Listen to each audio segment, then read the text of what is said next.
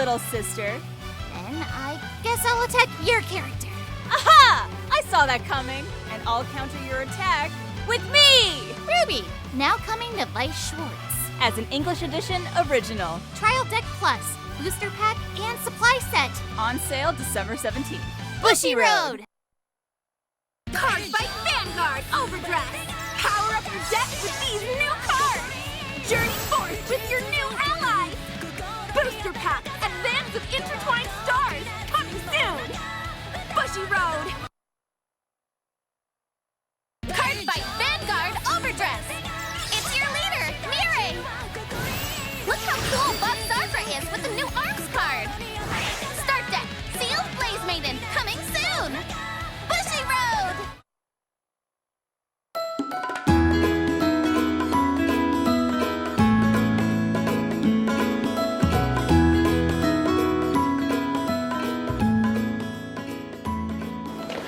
Hey, hello Julius. Hi Fiona. Okay, first of all, good morning and Good morning. thank you so much for. Sorry. Yeah, so I can see you're very excited to start, eating the pastries and stuff. They look very delicious. Yeah, So- but that will have to wait because Okay, yeah. first of all, I want to thank you for joining me here on this Coffee with Bushiroad series. Yeah, so as I think you understand, this series is just to highlight some of the insights into what Bushiroad staff actually do, to bring the game to the players. Yeah, and you do events, and I'm sure a lot of our audience and our players have seen you around events as well. Not just in Singapore, but in maybe Cardiff, France, or wherever you have been to, because you go around the world to organize events and plan tournaments for everyone. Yeah. So thank you so much for that. And you have been with us since August last year. Yeah. So I think you are with 1 us year about, plus, yeah. about 1 year now. Yeah. Yeah. So thank you for joining us. Yep. Thank you for having me. Yeah. Okay, so as you can see, I have prepared some snacks and coffee and tea for us. So would you like coffee or would you like some tea? Some tea, please. Okay, tea. Well, good news. I have a few different blends. This what's this? this is English breakfast. Yeah. And then Too strong. too strong. Yeah, I like English breakfast. I like strong blends. Oh, okay. Yeah. And this is some kind of fruits infusion. Yes, Yeah. this. Yeah, and you can. You can even listen to the. No. This is the one. This is the one. Yeah, This yeah, is you the can one. even see like some real berries and. Yeah, it's a very nice sweet smell. Yeah, it's very fruity. So this is what you want? Yes, Okay, yes, cool. please. All right. But just for the record, the other one is Earl Grey. No, it's okay. I'll stick to my choice. All right. Okay, I'm gonna prepare the tea. What made you, interested in joining Bushiroad as like an event planner? Oh, wow. I guess, first of all, I like attending events. And I guess I also played like Bushiroad games before I joined Bushiroad. Oh. Yeah, so I started with Vanguard. And Okay. I think I've been playing for about three years now. Yeah, 3 years. So, I mean, that's how I knew about Bushiroad. And then I just thought like, I just graduated. I'm looking for a job, but I don't really want to kind of find a normal 9 to 5 job. I kind of just want to try something new. I mean, because I'm still young, right? I'm still young. We're all young here. We're all young. Yeah, so I thought like, maybe let me try events. It's something that requires like a lot of like patience, and then you need to like be on the ball most of the time because you have to like solve all the problems as they come. And I guess that's why I was like up for a challenge, and I decided to just try it. Okay, cool. So let's. So some snacks for you. You Sure. can help yourself. Okay, yeah, sure. Yeah, I think this one is yam. There's yam filling inside. Yeah, and these are scones with some nuts. Yeah, and then this is the red bean pastry. Oh, what about this? This one is also similar to a scone, like it has nuts inside. Yeah. I'll go for the red bean. Okay, yeah, it's nice. I wanted that. Too bad. Okay, so when you're planning events, like, especially in Singapore, do you see like your friends around? So like, do they? Yeah. Because I mean, I'm sure you have some Vanguard friends. Oh yes. So you still see them during the event as well. Yeah, I see them at the events, and it's actually very interesting because like or how the tables have turned. Like I used to be an event goer, and then now I'm the one organizing it. So I think it is quite interesting to see both sides of like the event, like the back end and as an attendee.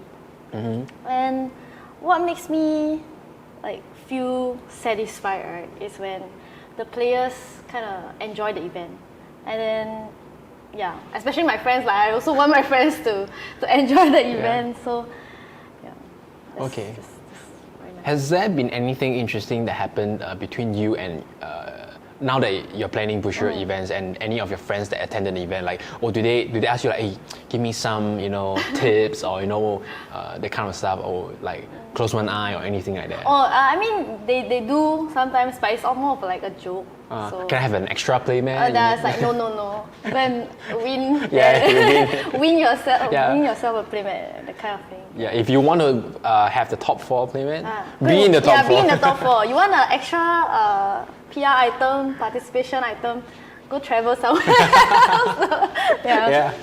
Okay. I mean, they do ask, but I mean, they also know that it's still my job, so I have to be a professional and not like give them stuff. It shouldn't be any biasness towards players. And I'm sure, like you say, they're just joking and teasing you. Yeah, definitely. Okay. So have you been interested in planning for an event before the job? Because you mentioned like you attended a lot of Bushiroad tournaments and events. So at a point of time, do you actually think, it might be good for me to plan an event?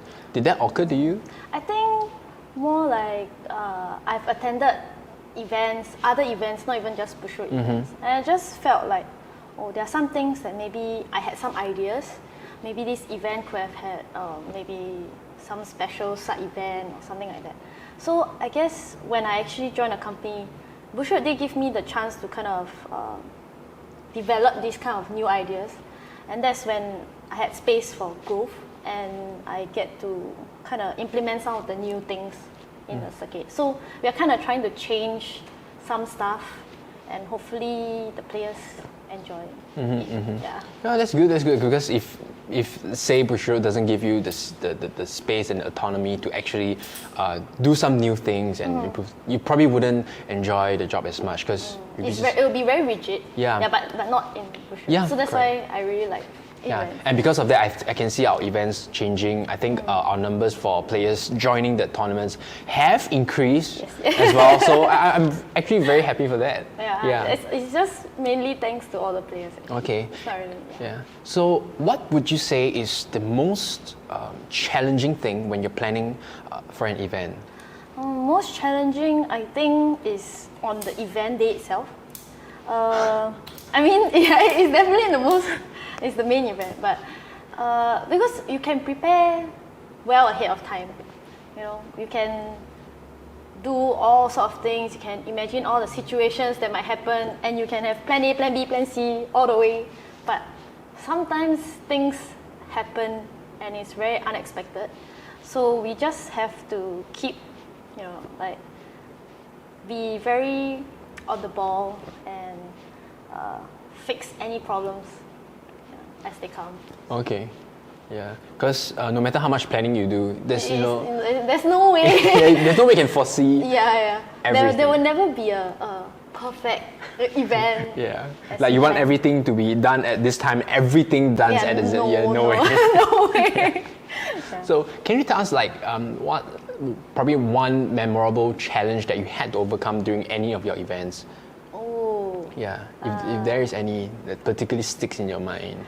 I think it's World Finals. I think this year. In Japan. Yeah, in Japan.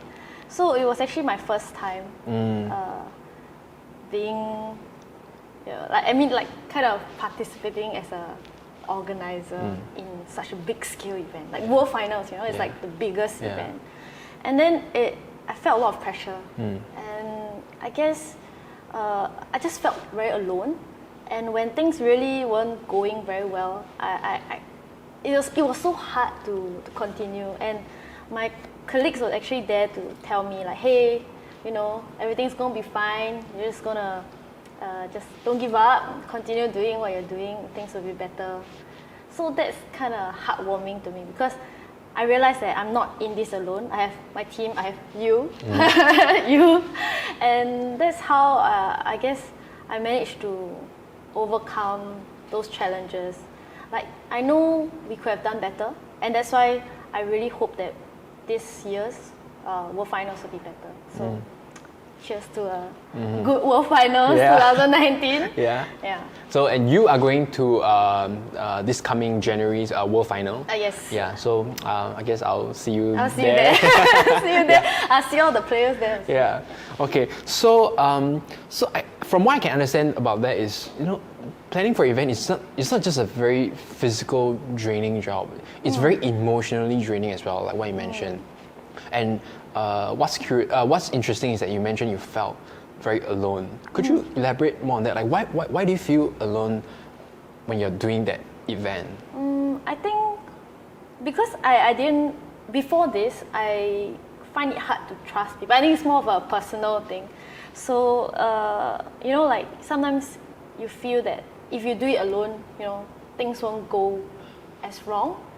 Because with more people, there are more things that can go wrong. So that was kind of like a barrier, I guess, for me. So it was very hard to let people know, like, hey, I'm struggling with this, can you help me? So I've actually, throughout that, I learned to ask people for help. And I guess that made me grow as a person. Wow. So deep. Yeah, well, I mean, that's a great story. Yeah, because one wouldn't expect, people to, I guess, like maybe most people, especially if they haven't entered the workforce, they might see work as just work, and they kind of like separate work from life. But I guess work actually is part of your life, and then if you grow in work, you grow professionally, it helps with personal growth as well. Yeah. So I'm very happy that you overcame all those different obstacles. Yeah. It's just thanks to the people in Bushiroad. They are really very nice. They're very kind. Not like just saying, complimenting everybody. It's just that, they've made me feel very comfortable. Yeah. That's why I enjoy like going to work. Yeah. Every day. And I think this aspect of understand building trust with your colleagues and your friends, I think it comes especially strong in your current role with events planning, because there's no way you can run an event by yourself. So I guess you kind of have to learn how to build bonds with all your teammates. Yeah. Actually, it's not just my teammates. Like, there's a lot of communication between internal and external parties. So we actually have to liaise with like the different officers. We have to liaise with the development team, the design team. We have to work with the marketing team. We have to work with like even mobile as well. And then it's more of like we have to communicate to each different teams, and that takes it's not something that you can run away from. Yeah. And also like we have to outsource like PR items, like for example like storage boxes or something like that. Yeah, we need to liaise with other suppliers, so it's a lot of communication. Yeah. So it's not just planning, you kind of have to communicate with a lot of different vendors and parties as well. Yeah. So I guess, because I from the designation of events planner, people would think you're just planning events all day long, but that's probably not true, because you have to, like what you said, you have to do a lot of other stuff as well, such as planning, the PR items, contacting vendors. Could you tell us a bit more about the kind of your day-to-day routine when you're not actually planning for an actual event? Like what do you have to do? Probably a lot of emails. Yes, a lot of emails. And actually, we plan like each circuit more than half a year before. Yeah, wow. So during that time, we actually first have to start like making the logo. We have to decide the format, like is it team league or is it a single kind of format. And then we also need to source for new shioko. As in, we will ask Nishi Sensei to design a new shioko for each circuit. For each circuit, right? Yeah. So I guess if players notice, they will notice that each shioko for each circuit is different. Yeah. Actually, it's not really different. She's just wearing different Clothes. Yeah. Yeah, I mean, of course. I mean, if her face is different, then she's not Shiyoko. Yeah.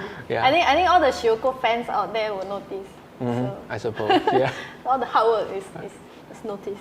Wow. Yeah. No. And then I guess after that we need to liaise with the development team. We need to start preparing like the PR cards that we want to, use for the circuit, like participation. We have the short challenge as well, regional champion, stuff like that. And then I also will start thinking of new PR items that we want to produce, like play mats. We can have storage boxes. We can have dice. Now the new Buddy Fight live counter. Live counter. I think that was something that I really wanted. So I'm very glad to see it, like from my idea, it became like an actual thing. Yeah. From how it came from your idea and then it materialized into it. Yeah. It was. I don't know. I feel like a little proud moment when it actually came out and I saw it. Yeah. Remind me again. Has that live counter been given out yet? Yeah. So how do you feel when you see players taking that, using it in their games and tournaments? It feels very. I don't know how to. I really don't know how to express my thoughts. Let me try. Maybe it's like a. Yeah, I guess so. It's very nice because like if they like it, it means that I did a good job. So I hope they use it more. Well, I guess a lot of our colleagues like it as well. They're passing over. Wow! Yeah. I mean, I like it also. Yeah. I'm sure you will. I have one on my table. But I don't have one. I'll give you one later. Okay, thank you. Okay, so just now you mentioned you actually meet some of your friends in events. But I went with you on a BSF 2019 just earlier this year at Cardiff, UK. Cardiff. And I noticed it's not just local players. I mean, over there you have, I think it was someone from France, if I'm not wrong. I think a group of people from France, they were coming up to you at the counter and just like, thank you for the tournament or something. Yeah. Actually, I think there were a few like people from France, people from Italy as well. Italy. Okay. Yeah, I think because I met them at World Finals, they actually remembered me, and I do remember them also because before that I was actually in charge of like their flights and everything. Oh. Yeah, so I personally talked to them, and then they remember me and they're like, hey, saw you at World Finals. Thank you for organizing this, BSF. I really like it. Yeah, it's very nice because most people would kind of like complain about the event, right? But it's nice to see that some people still enjoy the event, and that makes me more motivated to organize better events for them. I guess once in a while you get the kind of player who comes up to you and just really sincerely thank you for organizing the event, and then amidst the chaos in the event like you described earlier, that can be like a warm fire in the middle of a winter. Yes. It's like, oh, thank you so much. All hope is lost. No. Yeah. So I was quite surprised. Oh wow, they're really nice people over there, and they just come up to you and thank you. Yeah, they're really nice. Actually, UK was my first time in Europe in general. So it's a very interesting perspective because it's very different from Singapore. Definitely. Yeah. It's also very cold. I remember you wearing like a few layers when we were walking outside. Yeah. It was very, very cold. Yeah. Okay, so I guess since you have so much experience about attending about the events here in locally in Singapore, as well as tournaments around the world, what would you say is like the cultural difference among the tournaments over there and over here? I think different countries, they kind of have a different perspective towards tournaments. Like for Singapore, it's more of like, I want to compete. I think they're more competitive, and some like countries outside, of Singapore, they are more. They like events because it brings people together. So some people, they like BSF, like Team League, and then some people they like BCS, which is more competitive. So that's why we actually have two different circuits. So we can cater to both different players. And I think I personally like Team League because for me it's more about the friends But then again, BCS you get a free trip to World Final. Yeah. I think it's also a very good incentive to join. Yeah. Yeah, I think it's exactly like what you say. BSF caters to people who want to enjoy the game with friends. They join. I think some of them even travel. I think some they were from Italy and then they traveled all the way to UK, Cardiff, with their friends and then just join. And then they have fun whether they win or they lose. Yeah. And at the same time, on the other hand, BCS, like what you said, caters to the competitive group. So they're really passionate about the game, and then they want to prove that this deck, maybe it's not the meta deck. They build this deck and they really want to prove themselves. Yeah. Fiona, what advice would you give to people who might be thinking of becoming an event planner like yourself? I guess being an event planner requires a lot of, like I said, like they need to be up for a challenge. Yeah. So because it's always unexpected, you really need to learn how to kind of be calm in the chaotic situation, and then really think what's the best solution that you can come up with at that point of time. So if you're up for a challenge, this is the job for you, I guess the person has to just try their best. Yeah, I think just trying your best at anything and everything, that's already a one step further. Than not just, just giving up, stuff like that. Because personally, I actually graduated from a science major. Oh. So, it's very weird, like, oh, you're a science student, but I'm doing event planning now. Yeah. So people will be like, At first I thought like I wasn't cut out for it as well.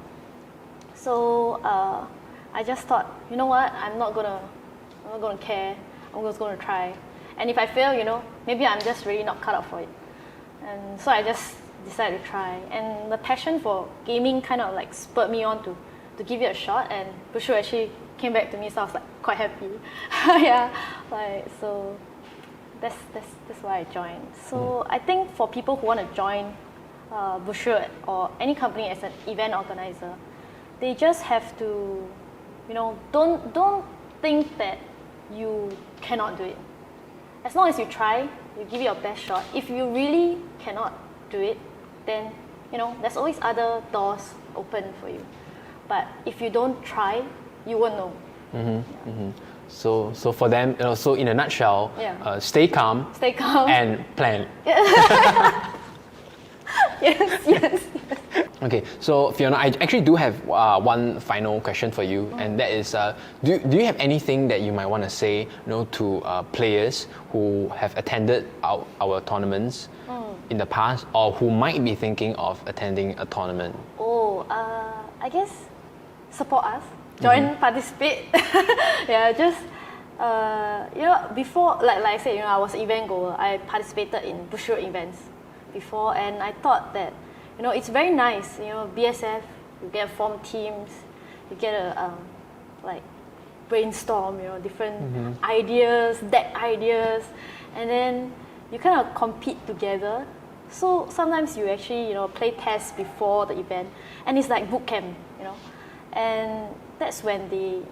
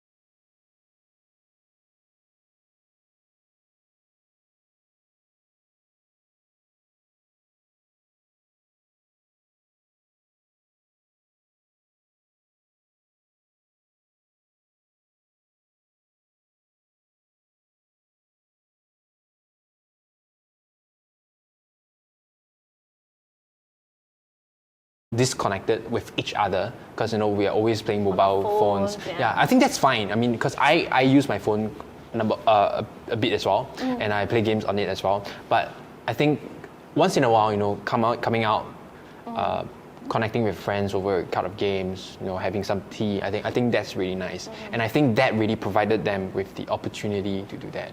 Yeah. I think actually, it's not just like meeting up with old friends or connecting. There's also a chance for you to meet new friends. For example, I have 2 people. I need another team member. You can actually gain friends through games, and I think that's why I really like gaming. It kind of brings people together from different countries, and it just breaks off all the geographical boundaries. Yeah. Wow, that's a very poetic point. Yeah, I like that. Oh yeah, but anyway, for those who are scared of joining our tournaments, I don't think you should be scared. We're all like nice people. At least I hope that we are nice people, and just come and say hi. We will be there, right? Yeah. So you can just say hi to any one of us. You can make new friends. Just enjoy the game. Yeah. So participate. And for those who have kind of supported us through our events, I really thank them for supporting us and continuing to support us throughout all our events, participating and stuff like that. It really makes me feel like there's a purpose. My job has a purpose. If you want to bring it even further, my life has a purpose. Let's not go there. Yeah. Okay. So you said something about making friends through events. I just want to add on to the point. Just before we end the entire thing is, because when I attended, I think BCS Singapore, I think last year. I think some people, they came alone or they came with 2 friends or just 1 friend because they don't have enough, and then they look for a new teammate at the event itself. Like what you say, I think that's a great way to meet someone new. I mean, if you can't get a team, then fine, you can just go for the side events and stuff. But if you happen to find someone who's looking for a group as well, then you have 1 good friend, and you never know what sparks off from there. Yeah, it may become a very good, strong friendship in the end. Exactly. And it's through card games. Yeah. Who knew, right? Yeah, and I feel that's nice and beautiful. Yeah, I think that's the essence of gaming. Gaming, yeah. Competitive at the same time. There's a way for you to make friends. Yeah, it's like a frenemy. Your rival. So. At the same time, you're as friends. I think that's only because as a card game, you require 2 people to kind of interact with each other. It's not like some kind of single player game. Yeah, it's not solitaire. Yeah. All right. So I think it's a great interview. So thank you so much. Thank you for having me here. Yeah. All right. Okay. Yeah. Let's have more tea. Yes. Yes, more Coffee. More tea. Coffee at Bushiroad, and so far none has picked coffee.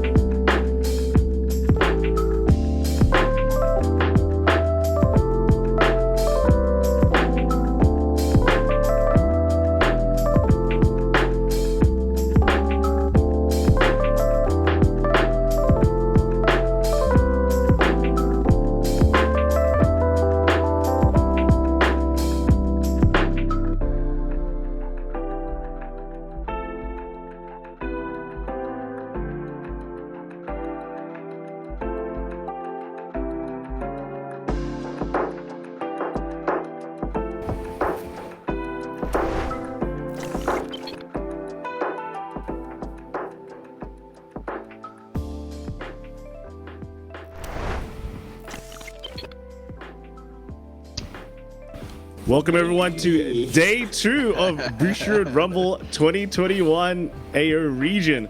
Today is top 8, guys.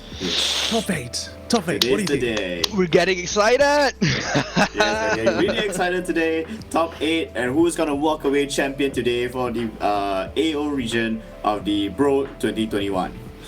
Yeah, it's been a long day, right? It's been a long day, not just for us, but also for the players, because some people have been playing every region. And I think NA, like the Swiss, is still going on right now. I know some of the top 8 players were playing today in AO, have been playing in the NA one as well. So it's what? Really? Yeah. If you wanna play 24 hours of Vanguard, yesterday was the day. But guess what? There are other BROs happening for the other formats and other games in the next couple of weeks and next month as well.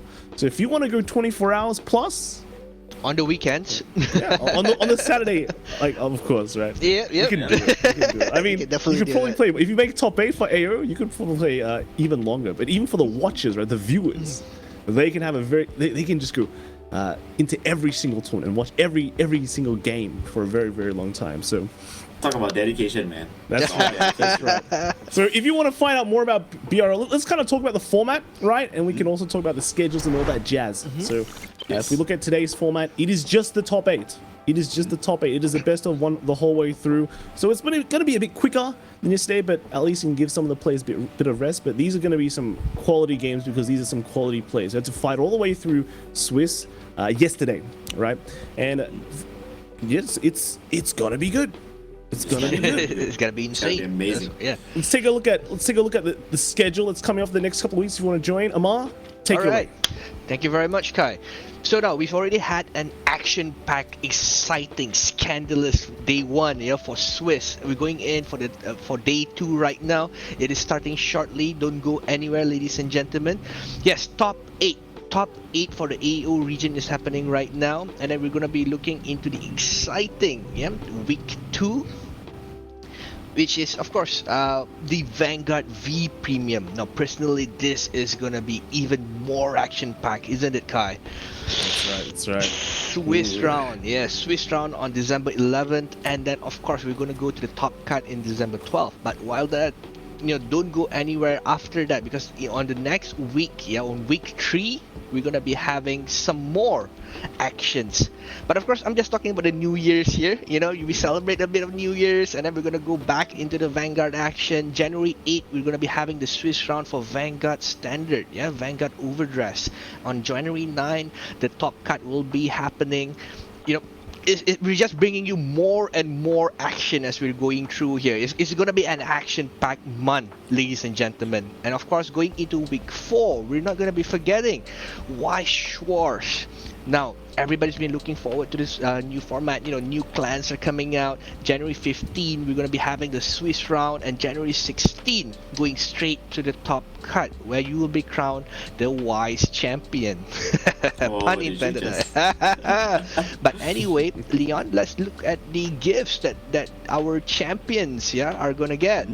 Okay, so for the top 4, right? The 4th place will win the certification.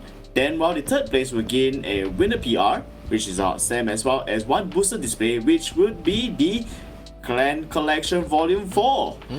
Right? So the 2nd place will be 2 winner PR, 1 booster display of that same set, as well as a certification. And finally, the 4th place will be the 4 winners PR with 1 booster display and 1 certificate.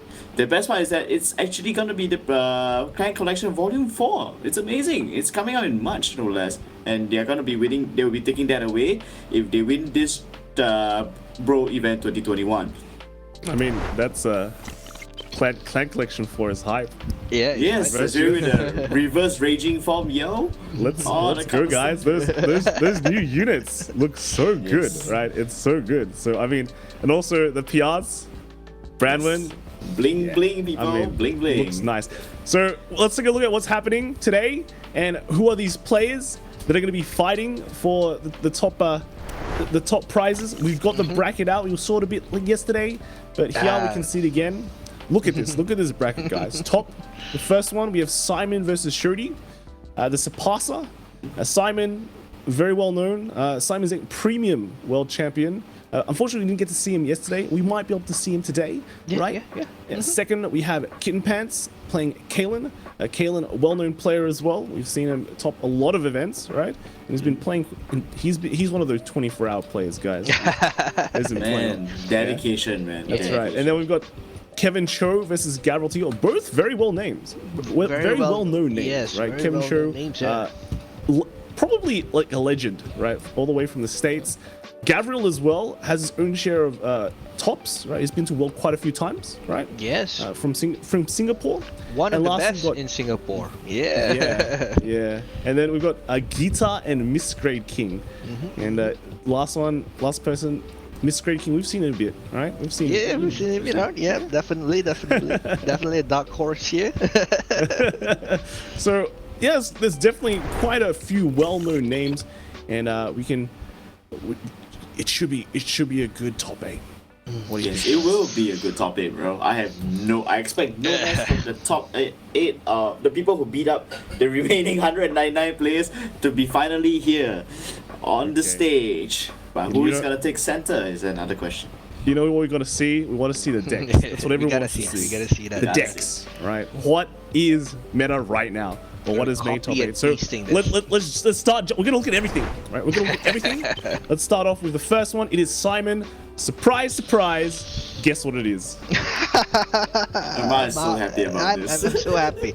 If you see the clan distribution amongst our top 8 here, ladies and gentlemen, you can tell why I am so hyped up for this meta right now. This is the Nightmare Dolls, ladies and gentlemen. Nightmare Doll meta. Yeah. Simon Zhang from New Zealand taking Pale Moon Nightmare Dolls. We've seen this list quite a few times, except his one has a bit more of different rarities, so it's a bit more spread out. But apart from that, this list is going to be very similar to maybe another list we're going to see very soon. We flip to the G Zone. There might be some differences there. There might be some differences, or maybe, oh no, there is. He is actually just running the Nightmare Doll Stride, right? And a Fairfield. Yeah, Fairfield is there, yeah. Yeah. So Going those for the are, I think QI, those are the slight differences from some of the other Nightmare Doll builds we've been seeing from WTC at least. So yeah, those two. I think another player was running like Formido more often. So only one Yvette though. Only one Yvette. That's That's the thing. So that's Yvette that feels is in the risky. core, right? That feels risky, right? But he's managed to go undefeated yesterday with just one Yvette. So he's clearly doing something right, right? Yes, that definitely. Yeah. Okay. Some spicy text there. Yeah, let's move on to the next list, all right?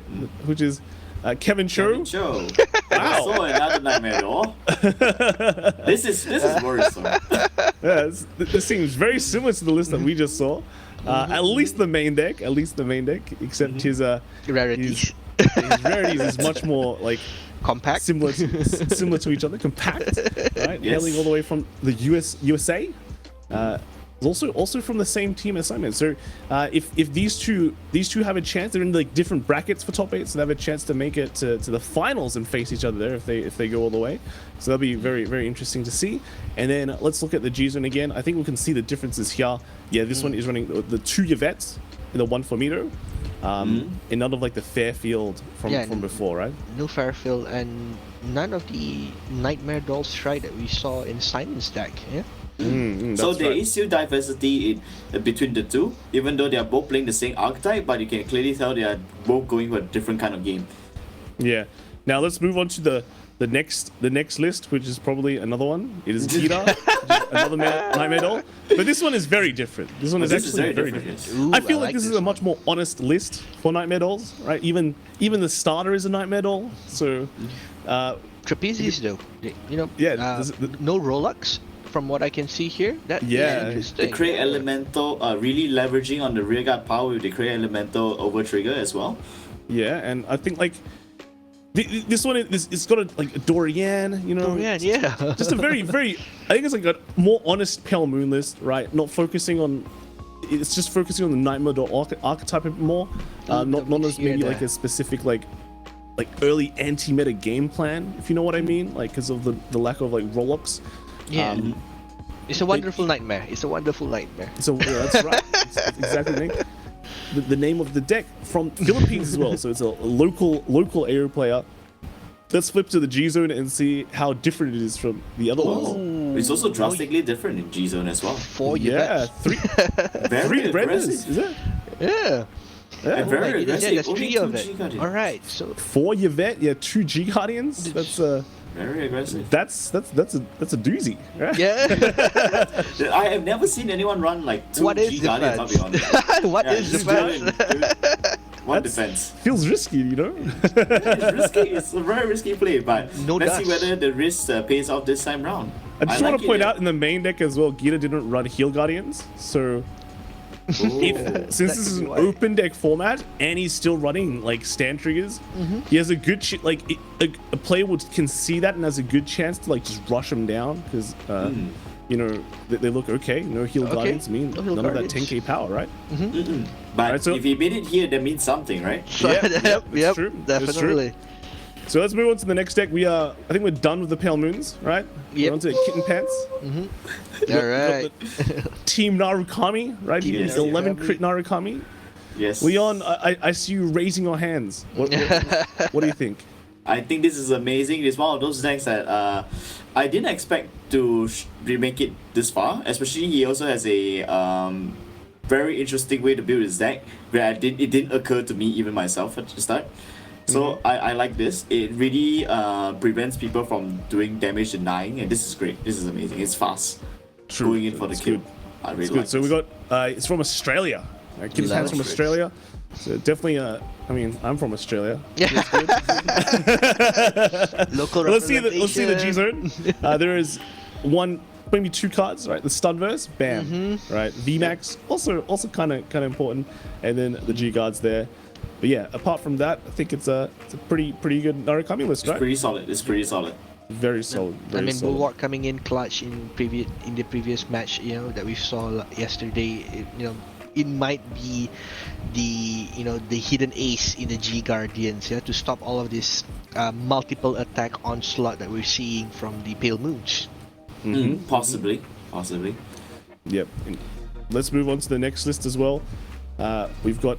This is a big one, guys. Oh, my Highlander made it. Kaelin, all the way from the UK, right? Look at this Highlander list. Nearly one-offs of a lot of main deck cards, except for the Aqua and the Kutia. Yes, yeah. Right. Yeah. I mean, Truly a Highlander. Truly. yeah, a we've seen him do really well with this deck yesterday. Right? We did. And it's just a nice solid deck. Gets decent amount of hands. Does a bit of everything. So yeah, I think it's a nice pick. It's just like the only problem is, right, except reaching time. The time is a big issue with this deck. So we're gonna have to see how he's able to manage it, because we saw it yesterday. It can be pretty slow. Like you have to reveal. If I was playing this, I'd get pretty tired. Just saying. What do you guys think about Highlander? Do you think it's a cool pick? Thailand to me has always been a very interesting concept in Vanguard, because like you're also used to playing like 4 copies of everything. Now suddenly we are put in a position where we are able to play one of everything and then still make the deck work. It's actually amazing. I think this is quite a good contestant for today. That's why you made it the top 8 as well. There's That's a lot good. of toolbox utilities right here. You can see from yesterday's match as well, Kaelin was able to bring that Anj into game. Let's look at the Strike Zone right here. The Strike deck should be pretty interesting as well, because Yeah, let's go over to the Stride Zone, take a look at it. the Anj pick for the Strike yesterday was actually That's the right. MVP. I mean, we see 4 Alks, we're like, Alks pretty good. We see 3 Tira, we're like, Tira, probably yeah. Tira, but we went with the Anj yesterday and we actually saw it in action, so Yep. yeah. Well, everything was useful. Let's move on to the next deck as well. It should be, it's actually Miss quite Great diverse, right? A Luard deck, guys. A Luard deck. This is from Singapore as well. So we haven't seen, Luard was very popular in the Aero region, but only one made it to the finals. right? Only one made it to the final. Might be because of the type of Luard that he's playing. Maybe. Maybe it's just spicy, because he's is it? Singapore's best Luar, you know? Is it? Yeah. It's not a stretch anymore, is it? Yeah, well, he's the only Luar here that's made it to top 8. Yeah. So he's definitely doing something right. You can see that sword breaker right there. I like that. You know, the nice spicy attack. Yeah, nice You cannot tricky go sword wrong with breaker. that. It's like a free draw when you think about it, right? It's a Sure, free there's a Bissell Owl, but sometimes, right? If you're going first, you're right. You're higher than your opponent, or something you're striding. The sword breaker is the only kind of free draw you get because Abyssal you have to like counterblast. And to Something get to be that duck careful. dar in, you want that, Yeah. that column combo to set in easier. I mean, 6k you can also damage deny as well. 5k, 6k. Which we're numbers. seeing a lot in this premium format. Yeah. Let's kind of move on to the stride zone. Let's take a look at what the G zone. The Morpheses. The Morpheses. I mean, yesterday I think yesterday we saw a drag driver, right? I was Yep. going, where's the drag abyss? But we see the 4 drag abyss here, and I'm like, extremely happy. Right. I'm actually interested to see only one Gelito. Gelito is actually one of the more winning cards that when V happened. Grade 1 suddenly became very much higher shields. Even the zeros became higher shields. So Gelito's value kind of increased. So I've seen some players run like 2 Gelitos instead of just 1, but Mr. King opted to just only run 1. Right? What do you think, Amar? The question is, are we gonna be seeing that Diablo in action today? The Diablo. I think it's gonna be quite difficult, I'll be honest, because there's so many powerful cards these days that could prematurely end the battle.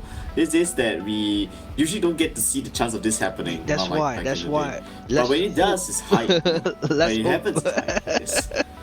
Not gonna lie, it's gonna be very exciting when we see it happen. Yeah, that's cool. So interesting to see what happens with Mr. Great King here. Let's go to the next list as well. We have Gabriel. Gabriel Teo, another Highlander. Another Alright. Highlander. We had 2 Highlanders that made it. Okay. Yes, 2 Highlanders. So 2 Courtiers, 2 Aqua. It might be the same list that we're seeing. I think it's near the same list. Near the though. I think same. maybe the grade Yeah. 3s might be slightly different.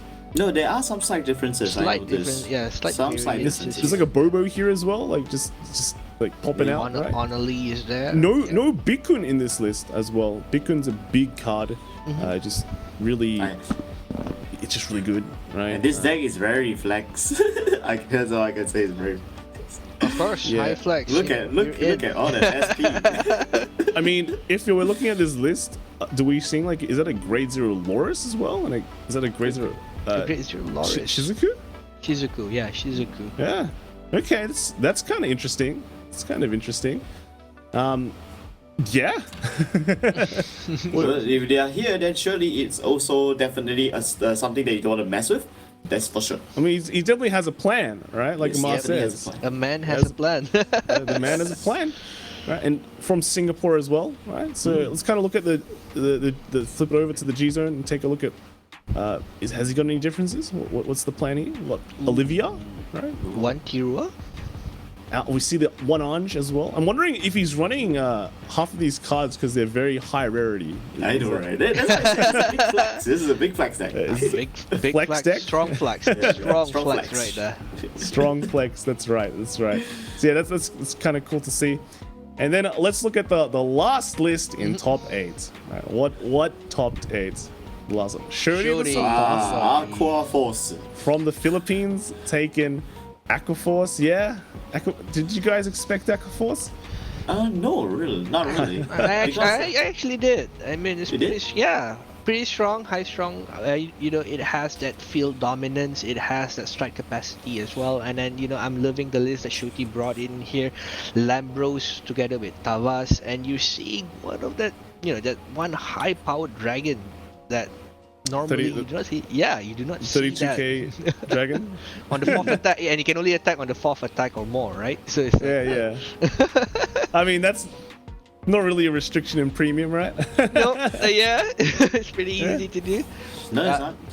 the capacity or the fire rate of this Aqua Force is really gonna be strong. But of course we gotta see that the Shuri is gonna be fighting with hint, right? So we're gonna see who has which clan is the true multi attacker right here. Yeah, it'll be interesting to see. Like Nightmare Dolls and this are both like big multi attack kind of focused clans. And then there's also like a Narukami in the mix as well. So there's a bunch of clans in the top 8 right now that are focused, that can like really push early. Right? Let's kind of go to the G zone as well. Flip it over to the G zone to see what's happening here. Is that a got Gimballs, right? Gimballs and then Valios. I'm seeing strides that I have not seen for a long time. Wheeling Tavas, yeah. Yeah, I mean that's like Commander Thavas. I think Commander Thavas has like heaps of different arts, right? Yeah. So yeah, Tavas. Ooh, all right, spicy. You run any stride just to fit like whatever kind of multi attack you want to do, right? Yeah. Depending on the situation right there, you have the thing with Aqua Force as well. They have some very strong G Guardians as well. Yeah, we can't discount the fact that while this deck boasts a very high firing rate, what can it do in the defensive? So we're dependent on Shoti to show us that quality right here. Yeah. Some of these Aqua Force G guards are also like dependent on which attack your opponent does as well. So if opponents like not too familiar with Aqua Force, because it's kind of one of those clans that's like it was like really popular at one point. They kind of falls out of favor, so it's kind of got the it's not like the in clan at the moment, it's not right? the in clan. People kind of forget about some of these G guards and like the correct attack patterns to attack into. So I think that can be a big thing favoring Shoti, right? So guys, out of all those decks that you just saw, you got 8 decks. Which one's your favorite? Mine. He has 3 favorites on. But you have 3 choices. I have 3 choices right now. Of course, I have to go with Simon's deck list there. It's it's stable. It's what I want to see in a Nightmare Doll, and it's bringing in that quality. And it went 8-0. So that means that is currently the right pick on how to play or how to build around the Nightmare Dolls right there. Nice. Leon, what about you?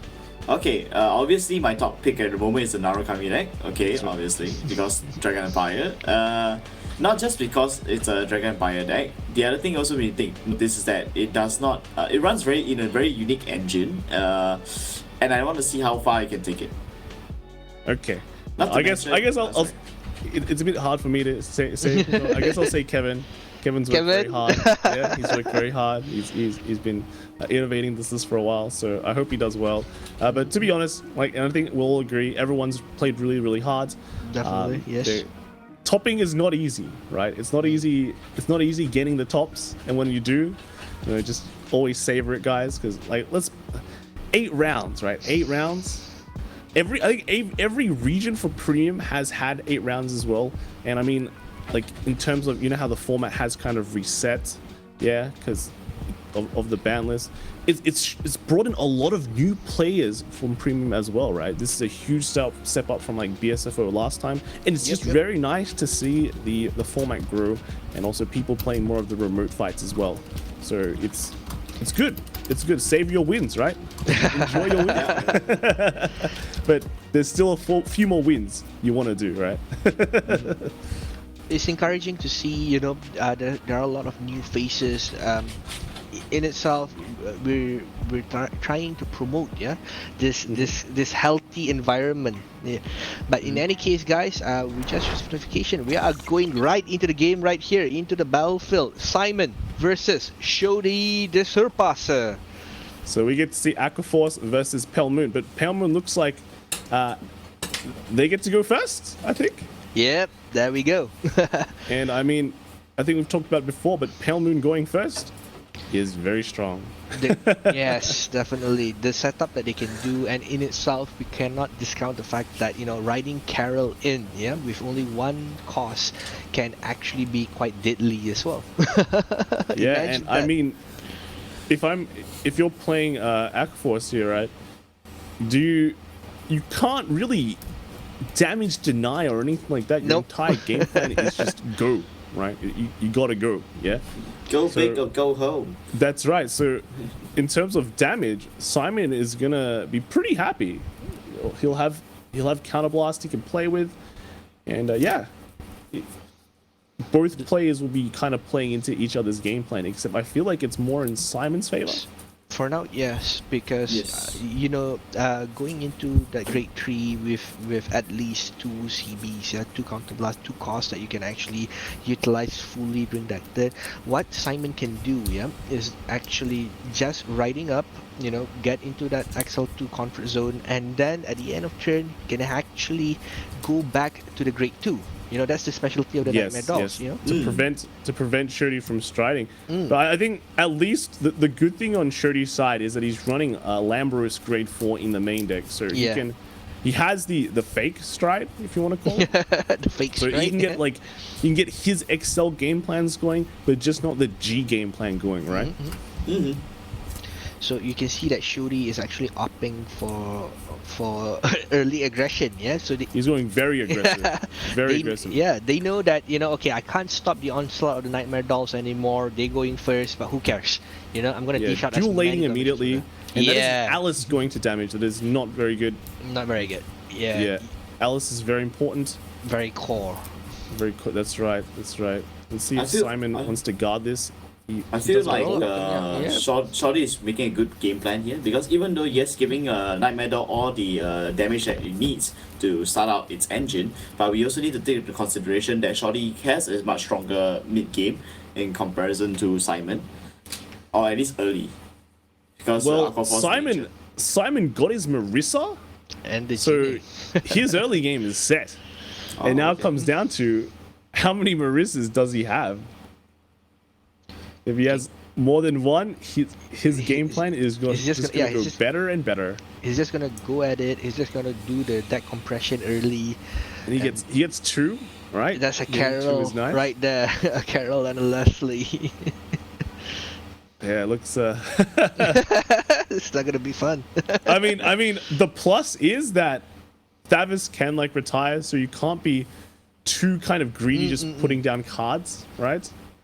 Yep. But one Marissa can lead into. It's like the first step, right? It's the first step. And the Leslie is actually going. Yeah, all right. So Leslie, Carol going back into hand. Now the question is whether or not Simon chooses to give Shuri the damage, or can go for a kind of damage deny game plan here by attacking the rear guard. Ooh. So it looks like it's going to be a slightly slow start for Simon. Ooh, Triggers a there's roll-up. there. That's a great. Yeah, That's see? a good defensive card. There we go. So the damage deny gaming has begun. Yep. Because Simon will have no problem sending its opponent from 0 to packing up. It's very easily. So I don't see why he needs to be in a hurry to do damage, but it's not the same for Shorty.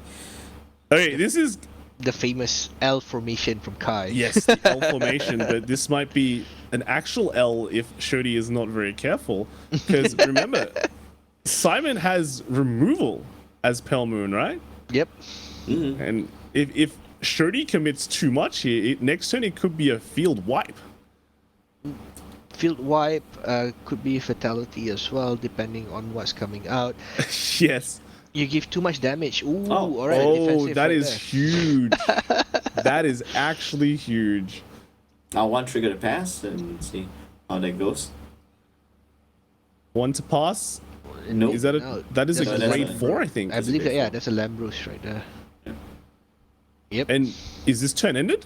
Yeah. Yeah, Because that's I it. don't think he could hit. That tidal assault is can't really do anything there. It's on 16 to 19, so yes, so Simon is going to be comfortably attacking with 2 costs. Wow. Okay, Simon, what does he write? We saw the Carol, We saw the but how Carol. many? The question is, how many Chelseas does he have? I wonder. Or even Alice. Ah, we saw one Alice. He's only running 3 Alice as well, by the way. So only 2 left. Yeah. And Alright. without Alice, your deck kind of doesn't work. Nope. So he rides up to Carol. He gets XL2. All right. The skill comes in, check top 5, look for, sold in anything. If it's a great tree, you can call it out. And that's a Carol. Deck thinning is deck winning, guys. So the early combo that we can see during the V premium era, yeah, is that you can actually put in the Carol into your soul, and then you can keep rewriting the Carol. You can kind of still do the loop as long as you have cost, and you can just keep on attacking. I'll admit that you -1 drive check, of course.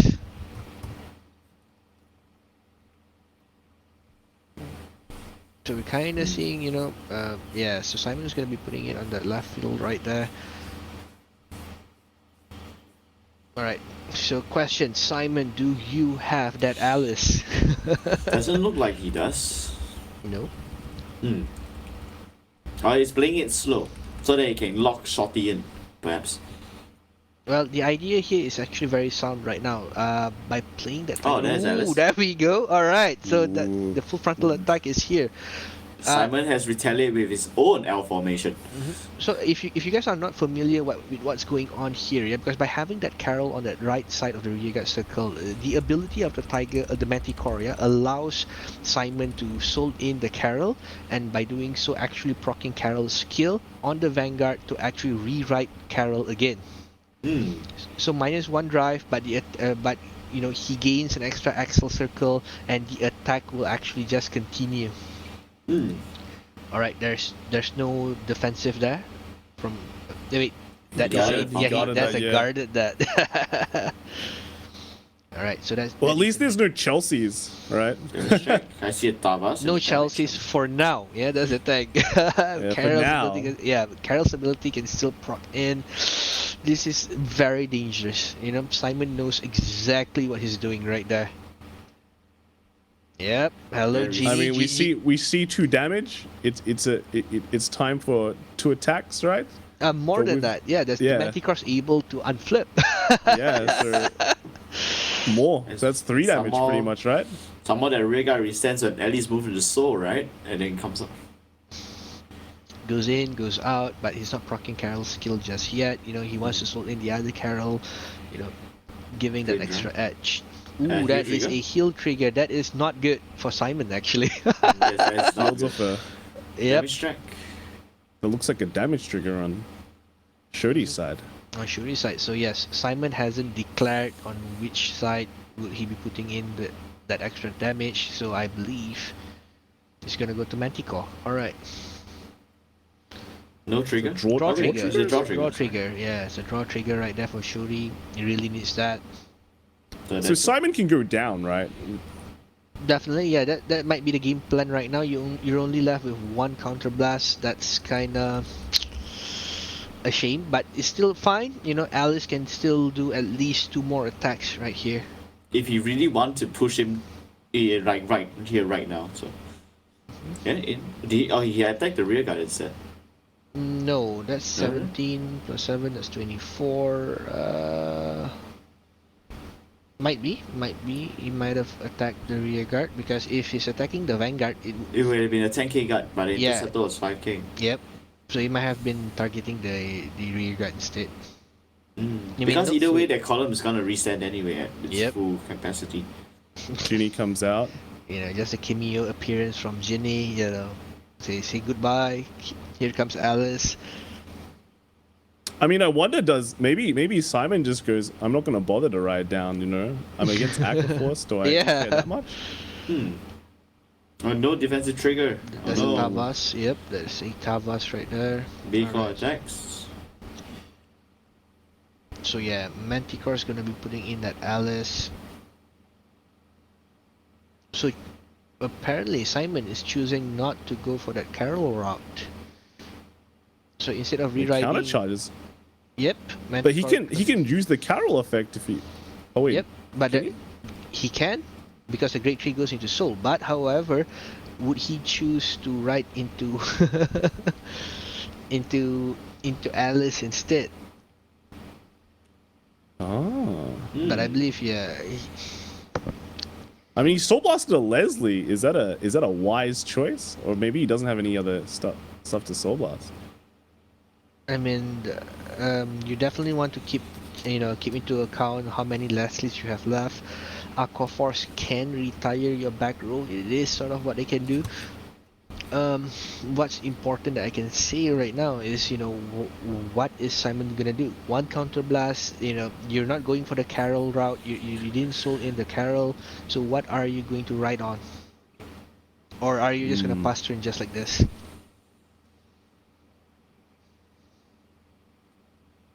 This is quite intense because they had the amount of decision making they have to do right now. Oh, So is Shirley already at 4 damage? Yeah. I think I missed the last damage, eh? Yeah, but that's it. Simon chose to save the Alice, with that play and enter. From the way it looks as well, Simon he probably decides to end this the next turn. Yeah, if he's at... He's just probably not afraid. He's like, I'm at 1. I'm at 1. What He's is already Aqua at Force advantage gonna because do? he's going first already as it is. Yeah. Alright, so we see a strike going on here. That's the Gen Bolt. Yep. Alright, so he's choosing to buff up his hand size, going for the multi attacks. I mean, he needs to. He needs to. He really needs to. This is the multi attacks versus the multi Yeah, attack. I'm not seeing the Manticore or Carol or Leslie surviving the field right here. I think that's also kind of the game plan. He needs to leave them there as a decoy. To divert the attack away from the Vanguard. But that's the thing, one Leslie's already down, another one's about to be sacrificed, so... Well, he is running 4 Leslie, so maybe Yeah. he has another one. But Just keeping when, on standby. when we be thinking of like Leslies and Pale Moons, right? We've always been thinking of like the value Leslies, right? Where you have 2 Leslies and they're just freestanding. So I feel like he's probably not going to reach value Leslie Town, but definitely still one getting is something scary. out of it, yeah. Alright, so, It's a big field. that's a big field, yeah, so that's the thing. But as of right now, Simon can probably soak up all of this damage in this turn, and just return it tenfold back to Shorty. I mean, that's the dangerous part, though. We've seen the whiffs a lot on defensive triggers, whereby it was critical to get, and not to mention that when it comes to Shuri's deck, there are a lot of hidden gems, and the multi attacks are gonna hurt, and they're gonna be taking a big chunk, out of Simon's health. Interesting that side too. But at the same time, Simon probably wouldn't care too much, right? If you ask me. Yeah, he wants damage. He wants damage. He's happy to take damage. If I was Simon, I'd probably be happy to take damage all the way to 5 damage so my opponent can't heal, right? Yeah. Exactly. You want to be in that position because especially against Aqua Force, if every damage you take is an advantage so long you get a defensive trigger. Because Aqua Force they live out to gamble for whether your opponent gets a defensive trigger. For the most part. And the one thing we for see sure. the rollout coming out there. So easy. It's like easy guard. Easy guard, 5k shield. Yep. 11k, 12k to the Vanguard. Alright, so Oh, there's another that's Alice. another Alice. it's fine. He has one Alice, tucked safe Already inside in the soul. soul. Yep. Once it's in there, it's all safe. So long it doesn't come out. That's the last Alice, by the way. Another roll up. Yeah. So he made a very wise decision, in keeping it safe inside the soul. That's the beauty about Pale Moon is that once you keep one piece of your puzzle inside the soul, you're safe. You're cool. You're clear. You only needed that one. Everything else is just it's just a extra clutch, Yeah. So That's a Gimbals- field wipe there. There's a field wipe right there. Goodbye Leslie. Goodbye Carol. Goodbye Manticore. Everything's gone. There's a very lonely Nightmare Doll circus right there. You It's a can very no guard lonely this circus. though. Yep. Ooh. First check. Is that a heal? That looks like a heal. That is a heal trigger. Yep. Okay. Wow. Oh. Very important. Down to 3. Alright. Second check. Blank. Third check. Blank as well. Blank as well. Alright, But that heal trigger is very crucial. Yes. Well, that is Okay, another Leslie that that is went. another So 3 Leslie out. You Gonna see, you know, okay, there's a draw trigger right there. That's very good. And he goes to 4. Goes to 4.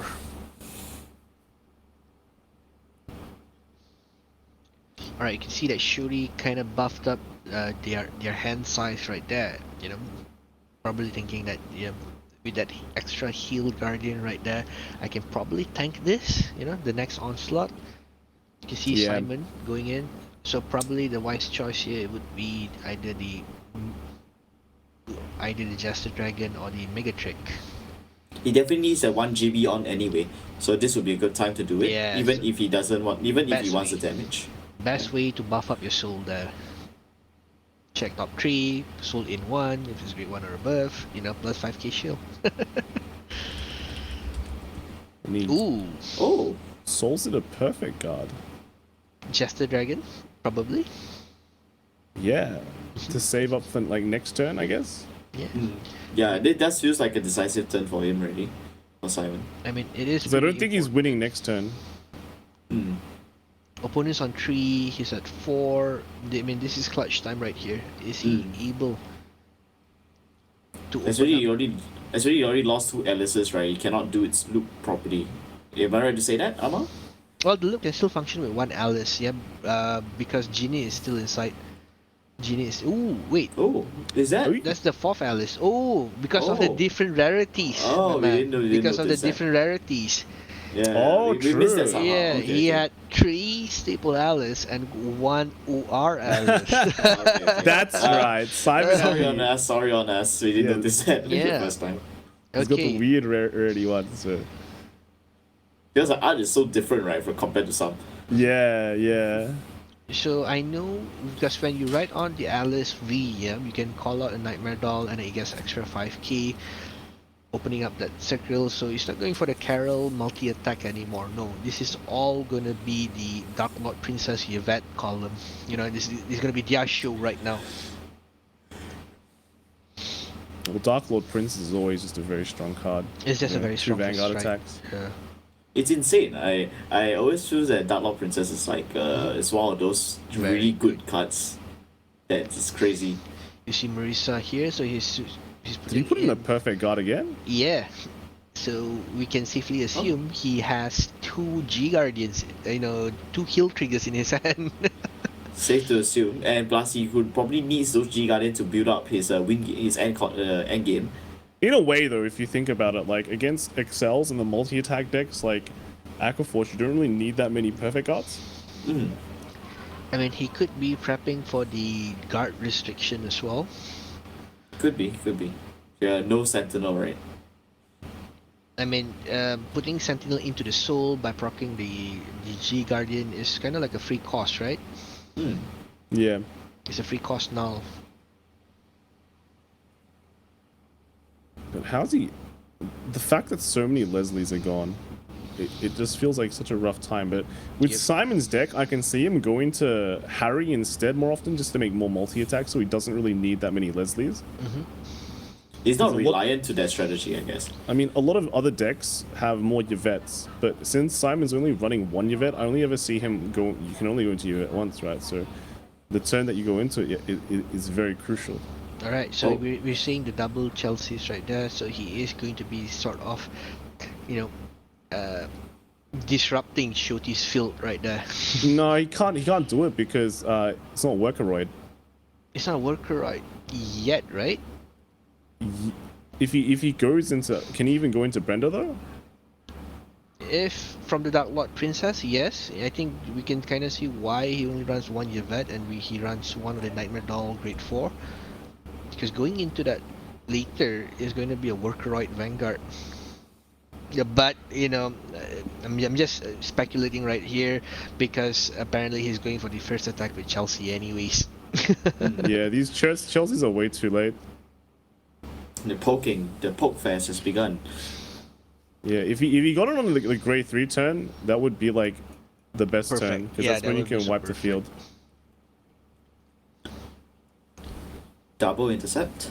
Wow. Okay. Really trying to do control here.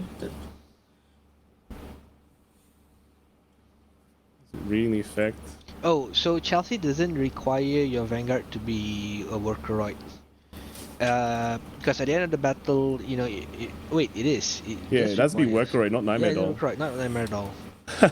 Yeah, okay, my bad there. So, It's Yeah, okay, that's it's a trick that everyone, you know, kind of well, falls. not a trick, but everyone trips up on because everyone thinks.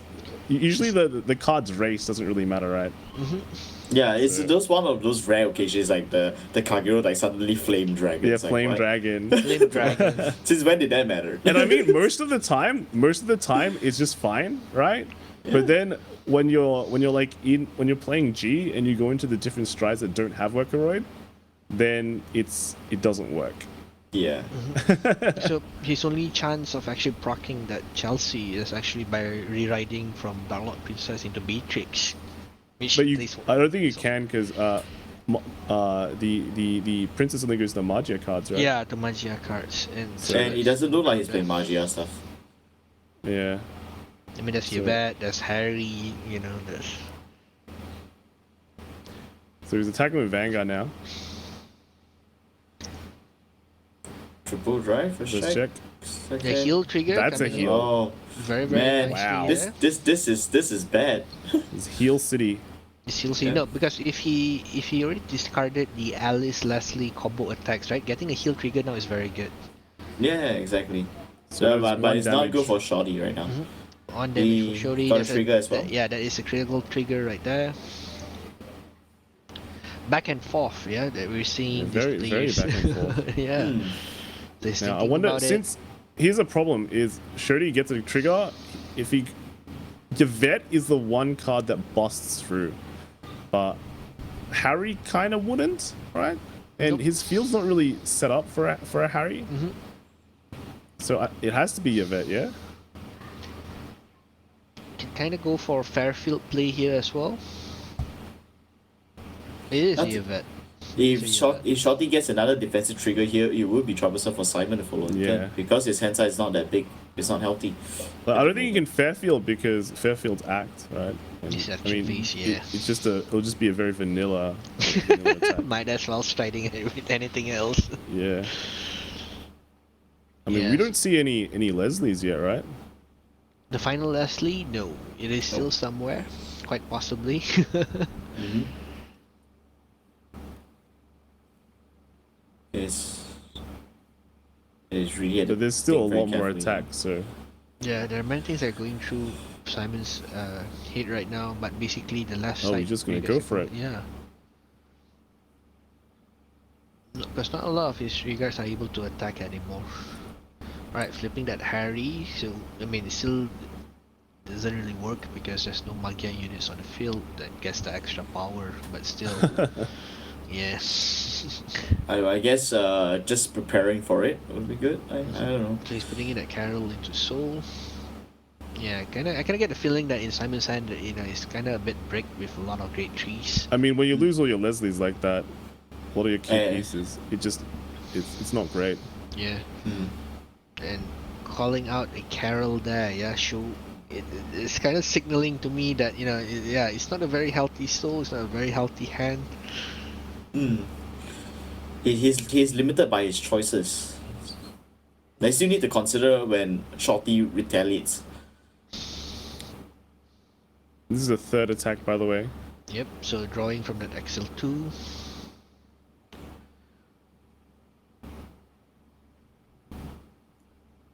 I mean, we have to take into account that for Marissa to hit, right, Simon needs to get at least one trigger right here. Regarded with his U Guardian? Yeah, G guarded. So G guarded. So he's putting in Ionis. So it's one of those like it gives all his units, all his rear guards can't be hit and resist. So those that front row card there. It's safe. is there until the next turn. He's also making it the no pass about 2 triggers for the Vanguard. Yeah, so he only gets one. Alright, and but that's it's a still crit. good, it's still good. A critical is much needed here. Oh, luckily he guarded, otherwise it would just end. So yeah, Where is he gonna put it though? calculating the power right there. It's about hitting the Yeah, magic Carol. I mean, the obvious choice would be Carol to give the critical, but then it means that Marisa over there is not gonna be hitting anyone. I mean, what's more important though? All right. Do you Yeah. want to deal the 5, or do you want to put a big crit? Just gonna I think take he's a just big putting a Yep. big crit. And this swings in. This is kind of massive. 17 plus 25. 42. Yeah. 42 Yep. with a crit. So we gotta think about the scenario right here. So there is an Alice on the right side, yeah, with 22k power and 3 counter blasts. When Genie swaps in, it's gonna still be 22. Oh, Shuri's on 4. So if you're Simon, you gotta be thinking, am I going to be utilizing that Alice? Is it going to be a risky play though? Yeah. All things considered, that if he attacks to and Shuri gets to 5, and that 5th damage happens to be a trigger. I mean, I think you still do it, right? Yeah, I'll still do it. You do it. If it's a trigger, you can still. Oh, G got it again. Kind of an entrance scenario. If Oh, that is were to happen. Shuri setting up a Megiddo? Megiddo, yeah. He's going for the Brook the next turn, I guess. Because we saw that he trigger checked that Tavas just now, so yeah. Could be a Megiddo play. This is a 22 as well. Vanguard's currently sitting on 22 as well, right? And how much is Tavas? Yeah, Tavis is 22. He takes this. So. Okay, it That is not a trigger. That It's is not a trigger, unfortunately. Okay, so So this Alice will be hitting 3 times like a truck. It's all 5k shields. I mean, that how would much be cards very can he burn from Shuri's hand? I wonder. At Like least 3 cards. Yeah, at least Yeah. 3 cards. But then, how Ooh. many will he have? That Should now be. that's He does the combo, the combo, right? Genie comes out, you know, say goodbye, hello Alice, Alice gets 5k, so it's another 22k. So yeah, I mean, Shuri should have enough to guard. It's just his next turn. I wonder what Yeah. he's gonna do. it's just It's- He just depleting feels the like hand. it just feels like it'll be a Megiddo. So taking that into account, that one card is actually Tavas, right? So it means that a lot of the units in Shuri's hand is going to be burned out. So Simon's going for it, you know, he wants to clear it out as much as possible. I think he gets the feeling that Megiddo is in fact coming. Yeah. And I mean, he has 2 damage to work with as well on Simon's end, so Alright, there's a Strider right there. One more. Okay, so the last attack, yeah? yeah, he's just going for it.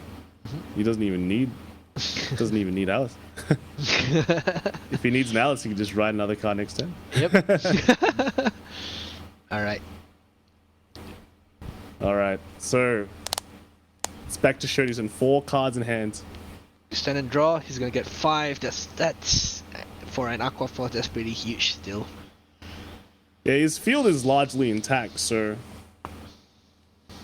Alright, yeah, so at the end of turn, retire, unflip, put a Nightmare Doll into hand, and then Dark Lord Princess goes back to the G zone. Alright, so it's not that bad. It's not that bad. 1 Interceptor, 3 Great Trees to burn, you know. And 2 at least secured, 1 safely in Seoul. You can afford to like the one that's currently sitting there to go. But the thing is that I would surely even give. I mean, the Alice that was supposed to be in Seoul is currently on that Axel circle right there. Yeah. But there's the already last the one in the Vanguard circle, and you only Yeah. put back the Great Tree just now. You could ride Alright, it and bring it out again. so Kai's what is he striding prediction, into now? Yeah, might be true. Megiddo is coming. Or it could just be Alexandros, right? Alexandros, yeah. I mean, either way, it's gonna hurt. Yeah. And from what I can understand right now is that Simon's hand, actually majority of the cards are not things that you can use to guard with, if I'm not wrong, because most of them actually came from retrieving from the soul, and Well, his drive track hasn't really been very healthy. from what we can tell, he has 1 grade 2. He has a heal trigger. He also has a That's a is- great trait. critical trigger. Is it a Gembolt again? Yeah, it's a Gimbolt again. Okay. Alright, Oh, okay. so That's interesting. wasn't that action packed? Yeah, so it comes into question, probably the setup from the G Guardians might be for another reason entirely.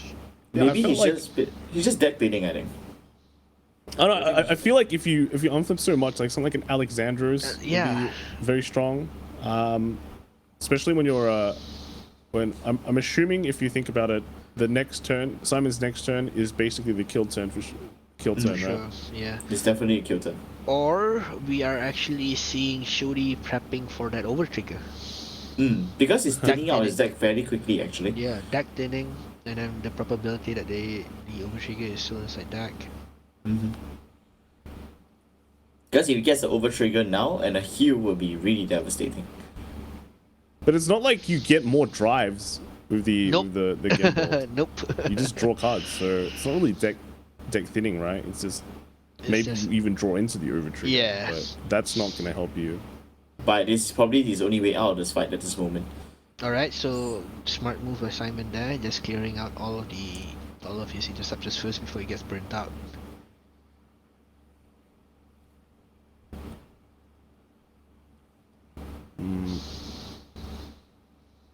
Swings in with Thavis as well. Guards with Rollock. I think he's gonna like probably no guard the Vanguard, which is a bit scary in this situation. Yeah. He has a heal guard as well that he can use to guard it. Riga's gonna be standing, Gimbolt's gonna clear off the field. No more Alice. That's what I want to point out as well. Yeah, unless he rewrites into Carol, Simon is practically a man without Alice. Yeah, he's heal guarding here. Dismal Okay. the Alice. Ooh, alright. Of course Okay, he that's would. very Of big, course he that's would. very Because that's his winning piece right there. So everything else is gonna get burned, but that Alice is gonna be safely tucked there. That's right. No field wipe this time. If you can guard your Tavas, I can guard my Alice too. The question here is that his field gets wiped. What does he have left? Yeah, what does he have after this? I think this is a no guard on Simon's Yeah. side. He did take Carol into hand. He still has a critical trigger in hand as well.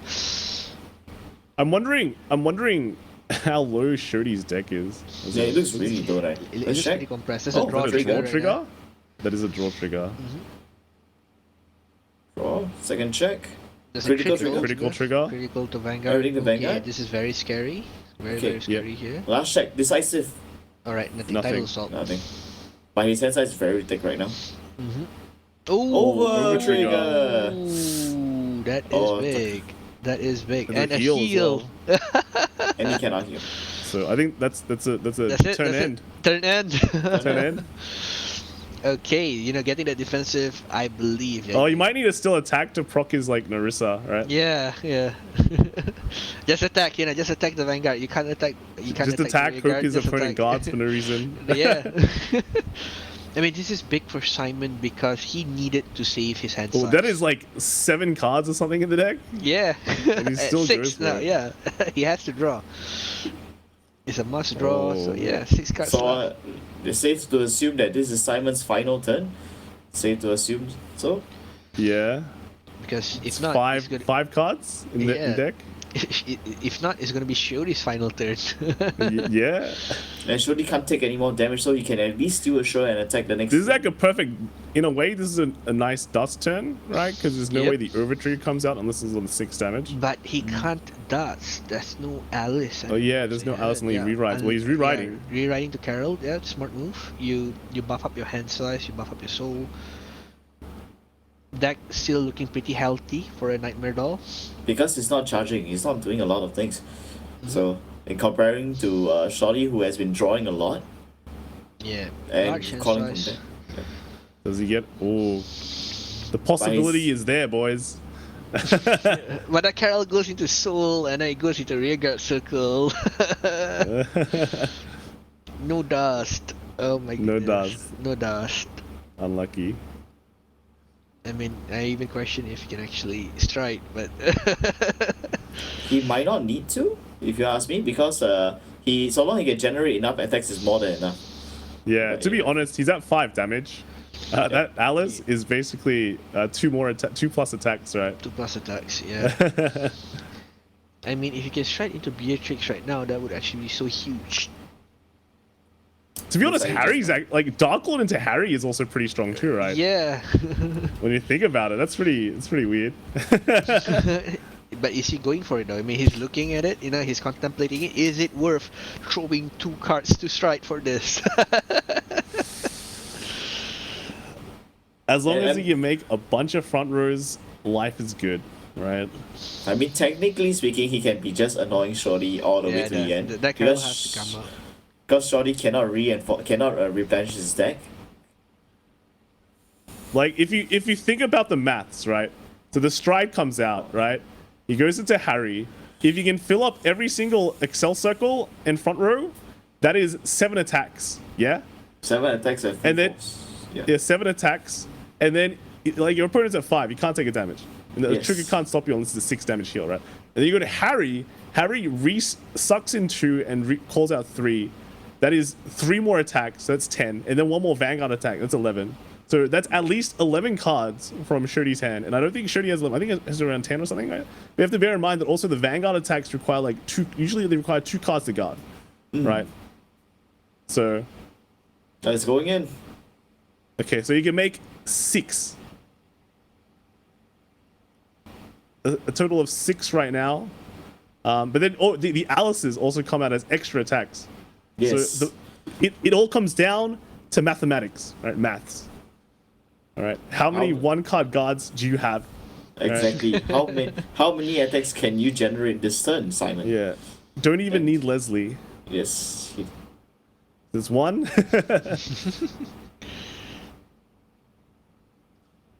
They go 1 by 1. Oh, you can see Alan there, yeah?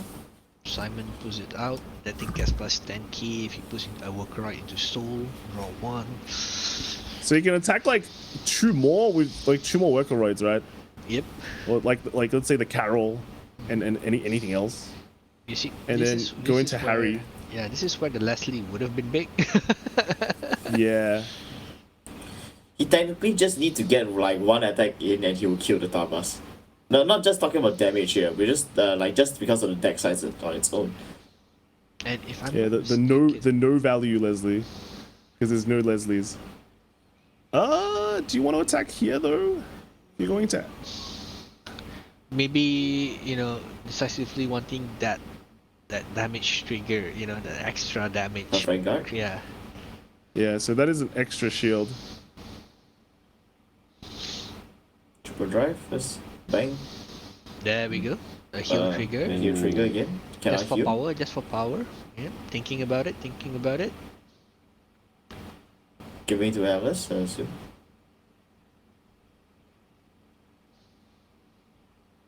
Puts it there, puts it on the Carol, right? Oh, another trigger. Ooh, Ooh, that is- critical. That is big. That is harsh. Yeah, That is harsh. Yep, giving it to Alan because Alan will get an extra damage. Yeah, and that extra 10k if. Yeah, I definitely think it's Harry. I think it's Harry, right? It's gotta be Harry. The multi It has to attack be coming Harry. in. Or suddenly dun dun dun Fairfield. I'm gonna vanilla you. Surprise, Yeah, surprise. I'm gonna show you what vanilla gaming looks like. Nah, he's looking at Harry there.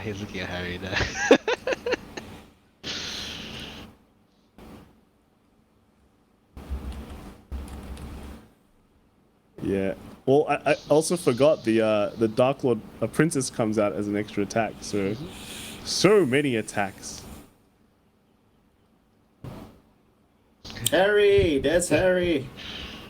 I mean, we haven't seen Harry in a while, to be honest. Yep, I'm more so because usually Everyone's he just been gets going flipped. into Yvette. Harry's been feeling sad. Well, it could be because Simon only plays 1 Yvette. Yep. So yeah, that left field rearguard circle is feeling a little bit lonely. Yeah. So this is a 20. Ooh, Penguin, 10k shield. You can swing with like one more, right? I think it's kind of weird. I think you'd like push with the. You With push the like Alice. one Alice here. Yeah, go push with the Alice, because the Alice loses power anyways when it goes into the soul. So Yeah, the other thing to hit over like heal triggers as well. So because right now that Alice is 17, you want to make it 22. So you know how do you make it into 22? You know, easy, Ginny. Ginny's still inside the soul. You want to come in, you want to come out. That's like kind of like the whole grand scheme of things. I mean, what can he fully call out, I wonder? He takes it, and Then game. That is- let's Then get- game. 6 damage. Yeah. Oh my god. Yeah, because Wow. if you think it's Shorty's position, right? If he checks an over trigger there, right, it will be equally bad news because he's forced to make a draw and he won't be attacked on his turn. True. So he's basically already called it. Then he can't retaliate basically. Yeah, it's not coming anytime soon. Oh, it is Yeah. the second last card there, as you can see. Yeah, that means you were decked out if that was the case. Then Yeah, you would have lost yeah, it. you would have decked out anyway. So yeah, rum luck there, buddy. I mean, But that was it's pretty interesting. I was surprised Aquaforce surviving for so long, right? Yeah, Did you expect it? not I so get- much. not so much really, because considering much, how yeah. effective the Nightmare Doll is at this moment, Yeah. it was indeed a surprise. Wow, yeah. Well, Simon moves on to top 4 then. So we've got a Nightmare Doll confirmed, right? For top 4. Yeah, Aren't you happy now, Armor? I'm happy. I'm extremely happy. And then, like I said, there's just the way that Simon plays that Nightmare Doll that just put us all at ease. You can At ease. At ease, right? even though my heart was pounding all the time, oh, you're down to one Leslie there, buddy. What's gonna happen? I mean, yeah, we have to say, right? Simon Yeah. was dealt a pretty bad hand in a way there. Yep. Because he's like, with all your important pieces, there's like eight pieces there in your deck that are vitally important to make things happen. Like one Alice is important, multiple Leslies are important. When they all start going to the damage zone, there's literally nothing you can do about it, right? There's nothing you can do about it. You have to figure out other ways to make things work. And with just like one single, two Alices, I guess, right? A few Yeah. Alices, nothing too insane. He was still able to make like something work, right? So I think that was just a very good example of how to play. How to play, yeah. How to play in a bad situation. Control Nightmare Doll. Yeah. Not to mention that also that over trigger came right at the moment where he needs it the most. Then it did help to save him. That's right. So let's go take a look at the bracket now and see where we're at, who won and who lost. So we've got Simon versus Kitten Pants, which is Narukami versus a Pale Moon. Ooh, and we we've got have Gabriel Teo Singapore, versus the yeah. Misgrade King. Singapore versus Singapore. Yeah, so two Nightmare Dolls out of the 3 are gone, unfortunately. Yeah. But we have, we got a Narukami Highlander. versus a Pale Moon, and then a Highlander versus a Luard. Luard, yeah. Luard. Spicy. I like how it's current. I like the top 4 is very diverse right now. Yeah. Yeah, It is. basically one of each. One One of of each clan. One of each clan, and so both Team Naru and Team Pale Moon is staying in this casting room right now. So We're go, eating Simon. well right now, right? Kai is at the mutual party here as well. Yeah, Yeah. my guy lost. But yeah, I saw. Rob luck there. It's okay. You did your best, buddy. That's right. Well, we're gonna go to a break very soon, and we'll be back with the top 4. Right? Yep. And see you in a bit. Weiss Schwarz! Time to make your move, little sister. Then I guess I'll attack your character. Aha! I saw that coming, and I'll counter your attack with me! Ruby, now coming to Weiss Schwarz. as an English edition original. Trial Deck Plus, Booster Pack, and Supply Set. On sale December 17th. Bushiroad! Cardfight Vanguard Overdress! Power up your deck with these new cards! Journey forth with your new allies! Booster Pack, Advance of Intertwined Stars, coming soon! Bushiroad! Cardfight Vanguard Overdress! It's your leader, Mirai! Look how cool Buff Sartra is with the new Arms card! Start deck, Seal Blaze Maiden, coming soon! Bushiroad! Nice meeting you. Let me show you how it's done.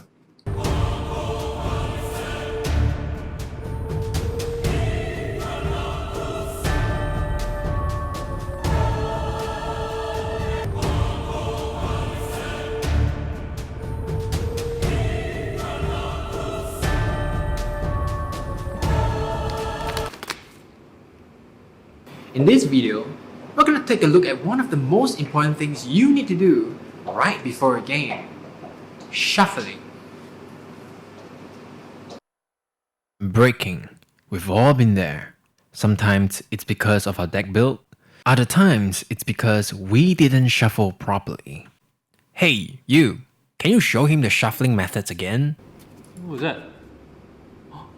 Could it be? Is it the heart of the... Okay, we'll first have this guru do some warm-up exercises. Hisatsu Namikasane. Probably the most popular shuffle, it involves taking a chunk of cards from the bottom and gradually transferring them to the top of the deck.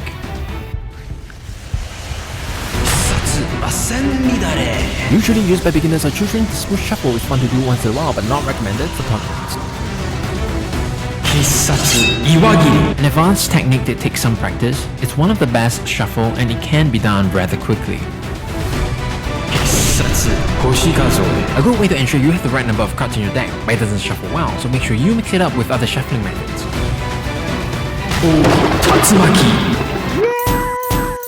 No, not a shuffle.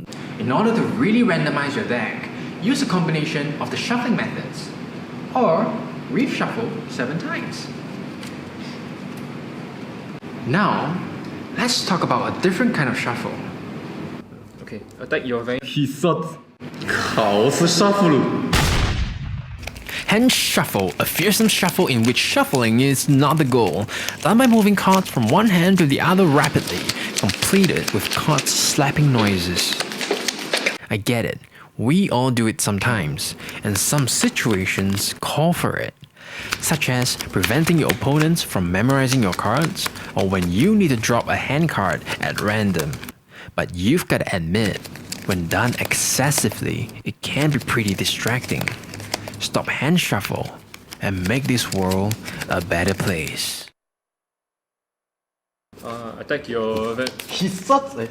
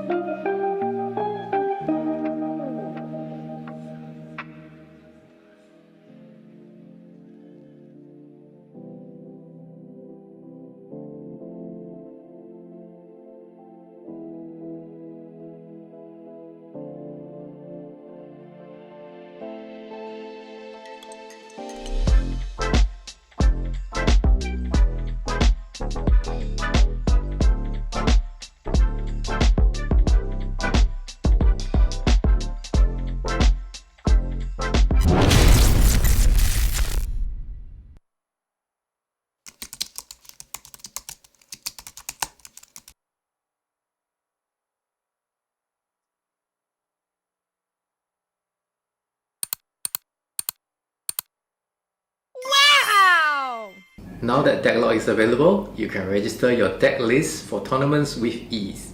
If you have not used Decklog before, no worries, we have a tutorial video. You can find both the links to Decklog and the tutorial in the description box. Now, due to the shenanigans from the last event, this time we will be introducing a new procedure into the tournament. We will be conducting spot checks by requesting a player in a room to show us that nobody is nearby to give them help, that there are no extra cards or suspicious items around. First, the players who will be checked are based on a highly scientific method employed by many entities and game designers all over the world.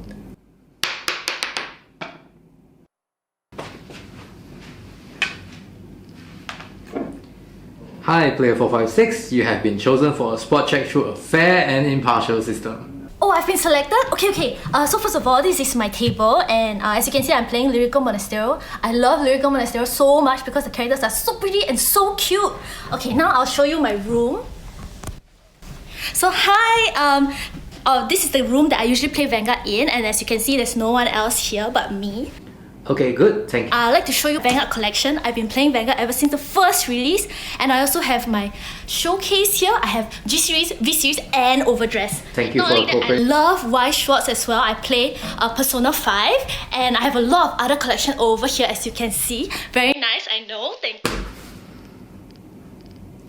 Good to know we have such an enthusiastic fan.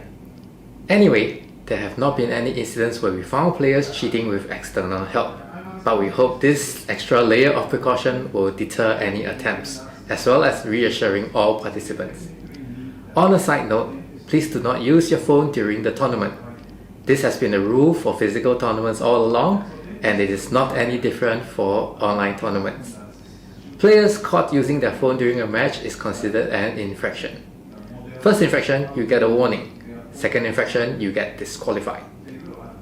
We meet again. Yes, but this time it will be a different fight. Oh! Guard!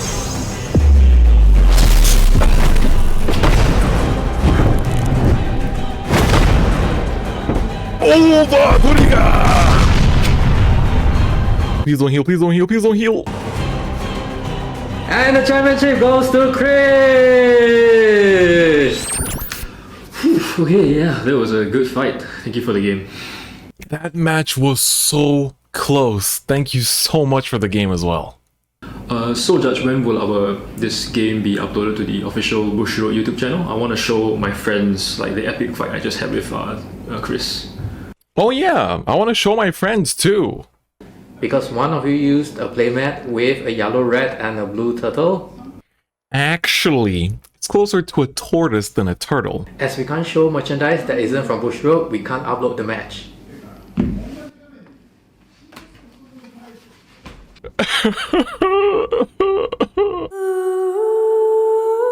During our last tournament, there were a number of exciting matches that we think players would love to watch. However, because unofficial merchandise were used, we couldn't upload the videos. Non-official Bushiroad merchandise are not allowed in tournaments. This includes card sleeves, playmats, and any other objects appearing in your video. Dragon Shield and Ultra Pro generic sleeves with no art are allowed. If you do not have an official Bushiroad playmat, you can buy one at our Bushiroad online store. You can find the link in the description box below.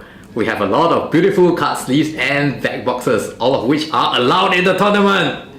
And from now till December 10th, if you use my code, you'll get 5% discount, 5, for all TCG related products. Use the code BROTHER2021. That's brother, not brother. BROTER 2021. While stocks last. Okay, fine. You can also flip over your playmat and play on it. Hi everyone! So in order to distinguish between offline and online tournaments, we have rebranded it to Bushiroad Rumble Online, BRO or BRO for short. That's right, if this is your first time participating, we've created a video with some rules and do's and don'ts to take note of. We've also included some links to useful videos such as how to shuffle and how to prepare for a remote fight. and the links to all these videos will be available in the description box below. That's right. Please do take a look at the tournament page where there will be more detailed rules and information. Alright, thank Hey, you! Hope you guys have fun. See you there. Bye. See you there! Bye bye! See you there, bro! Bro. Bro. That's all we have for today's video, and I really hope you guys enjoyed it.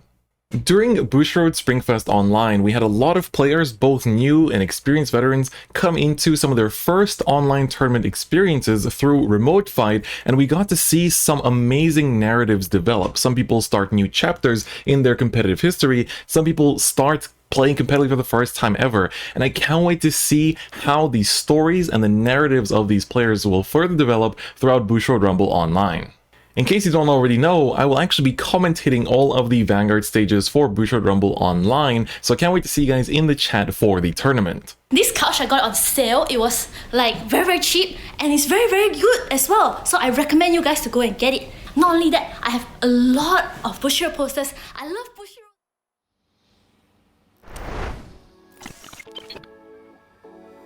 Welcome back, everyone. We have our top 4 happening very soon, right? Yes. And I think you guys will be quite excited. Yes, I am. It's going to be something very new. We haven't seen it before. Spoilers. Spoilers alert. I guess just a quick bit about, you know, like the Simon's Javette, right? He's running 1 because, you know, Dark Lord Princess goes into face-up things, so you only need 1. You only need 1. And I think a lot of the other WCC players just ran 2 for like some sort of flexibility. Definitely, But yeah. So you only need 1, and you know Princess is very good. All right. But next we have a really nice, very nice matchup. We have Gavril Tio versus Misgrave King. We can go and take a look at the decks very quickly, just to remind you guys to refresh it, refresh the memories. Yeah, refresh Yes. Highlander. Gavril, The Highlander. Highlander. Yeah, very nice. Let's take well, you can take a quick look at that. Photographic memory, let's do it, right? All right, next slide. Let's go to the G zone. The G zone. Very high, the high rarity G zone, right? That's High what it rarity. is. Yeah. The 1 Tirua. Yeah, and the 1 Tira. And let's go take a look at what Misgrave King was playing.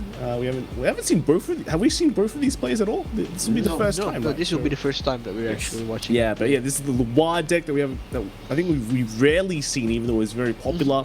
And let's kind of look at the G zone as well. The OG one of Lord. the Dragon Beast. Right. Yeah. Will the Phantom Blaster Dragon actually make its appearance today? Yep. No, well, it's a bit iffy. I think it's a bit iffy. But yeah, I think that's basically all good. We had our memory jogged, and we're ready to watch the game between. It'll be a Singaporean country kill, I think, right? Yep. So, They are fighting for the chance to be called the best in Singapore. That's right. I think it's pretty interesting, right? Because we have a Singapore versus Singapore here. On the other side, we have Australia versus New Zealand. Great friends, also great enemies, right? Yep. They are rivals now. They are rivals. Great now. rivals, right? New Zealand counts as Australia when they make it to finals. Apparently, that's how it goes with the Australia-New Zealand rivalry. But it should be good. We have 1 confirmed Singapore at the finals as well, and Singapore usually does very well at these world events, especially for card games, right? Very consistent. Very. I'm actually surprised myself to hear that. Yeah. Well, at least for Bushiroad card games, you've been seeing a lot of. Yeah. Very consistent throughout the years. You can always see at least 1 representation from Singapore in any of the formats. Yeah, I mean, I think we see the ones we see a lot usually at like WGP or Worlds, right? It's usually like Singapore or Indonesia, yeah? Yep. Yeah, and once in a while Malaysia, right? Once in a while, yeah. Ryan, where are you? Ryan? Where are you? Haven't seen you in a while. Yeah. So let's take a look. Gavril went first, but Misgrave King rides the Brandwin, right? I think Misgrave King is basically he knows remote fight, right? Yeah. He knows how it works. Yeah. Yeah. The workaround around this, and I'm not sure what that's okay, so apparently he's taking that. Is that a Heal Guardian there? He's putting into his hand. He grabbed the Heal Guardian. Yeah. So I guess he's set, right? He should have a lot. If he doesn't, he's in a bit of a trouble. He knows that the Highlander is gonna come, knocking the moment it goes up. Takes So yeah. Gabriel takes 1 damage. But we have seen in the other region that when they actually miss right during the Great Tree, some of the players actually do right up to the heal trigger. But that's not so bad these days because it's still an alternative and it's a good way to start with an ultimate strike, especially towards the progenitor dragons at the get-go. Man, when you look at Gabriel's field, sometimes I don't know what he's playing because it's so high rarity. So diverse. You see a bunch of these cards and you're like, what are they? I've never seen them before. Oh, that's a critical. Yeah.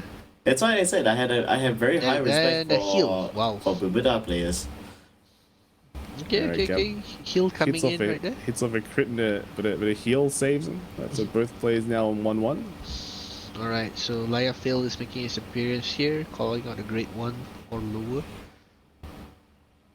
Oh wait, no, that is a Dofla, isn't it? Yeah, the Foldler, yeah. Yeah, Foldler. He runs Foldler. That is spicy, I like that. Something that you do not really see inside a Luard deck.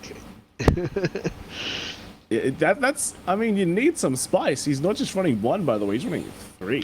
3, yeah. But he's running 3 and he's here, means he knows how to use them. Exactly, right? again, yeah. That's what Foldler doing work. Right? Calling out the owls right there, We're already set up for his next play. So not just that's the a heal owls. as well. You can call ravens. Yeah. Can call ravens as well. Yep, but I think what Mr. King is looking for here, probably the additional drawers that's gonna come out. I mean, the interesting part here when we're looking at if we look at Mr. King's deck as well, is he's running Belial Owls and Kirsty Ravens. So Swordbreaker. There's there's a huge chunk of his trigger lineup that is weak, right? It's actually a weak trigger lineup in terms of power, right, and also shield. So that might come into play. We've seen Highlander do some very interesting things, right? Yep, so, and that Honolulu coming out early, yeah, so preventing any sort of ideas that could play to Miss Great King's mind about a multi-attack rush. All right. So it was a Charon, I think. Okay.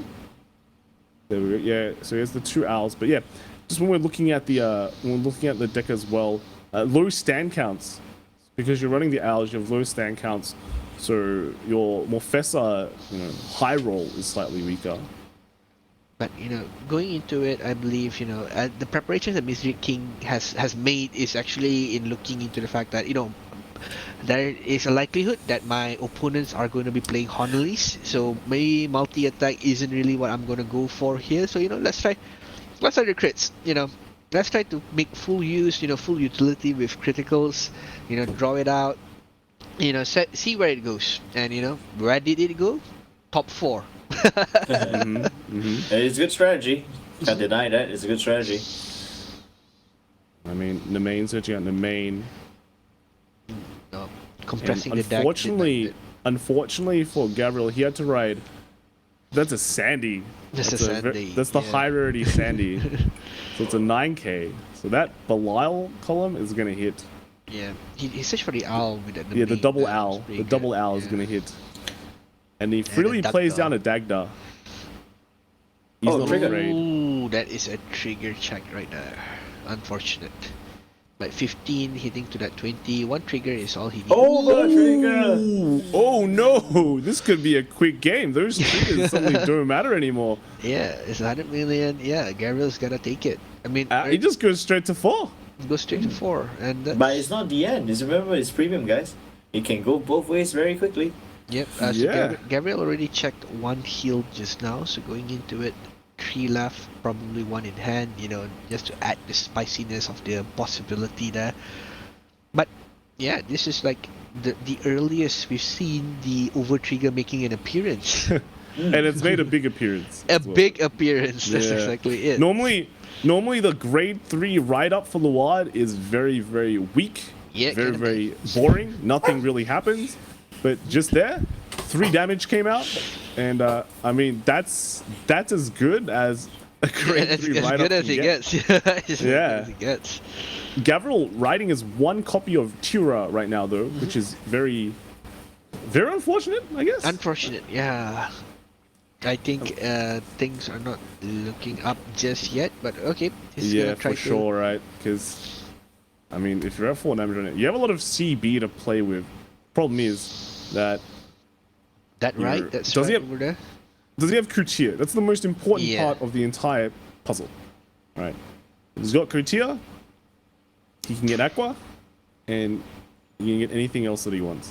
But From the looks of it, he not doesn't? so much, right? I'm not seeing a coutier in his hand right there. A lot of triggers though.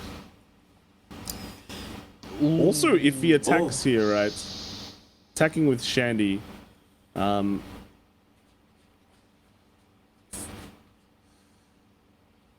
it's like you can build a field, but this is such a weak turn, you know. Yeah, it's non-threatening, but at the same time, maybe going into the defensive right now, yeah, due to what happened.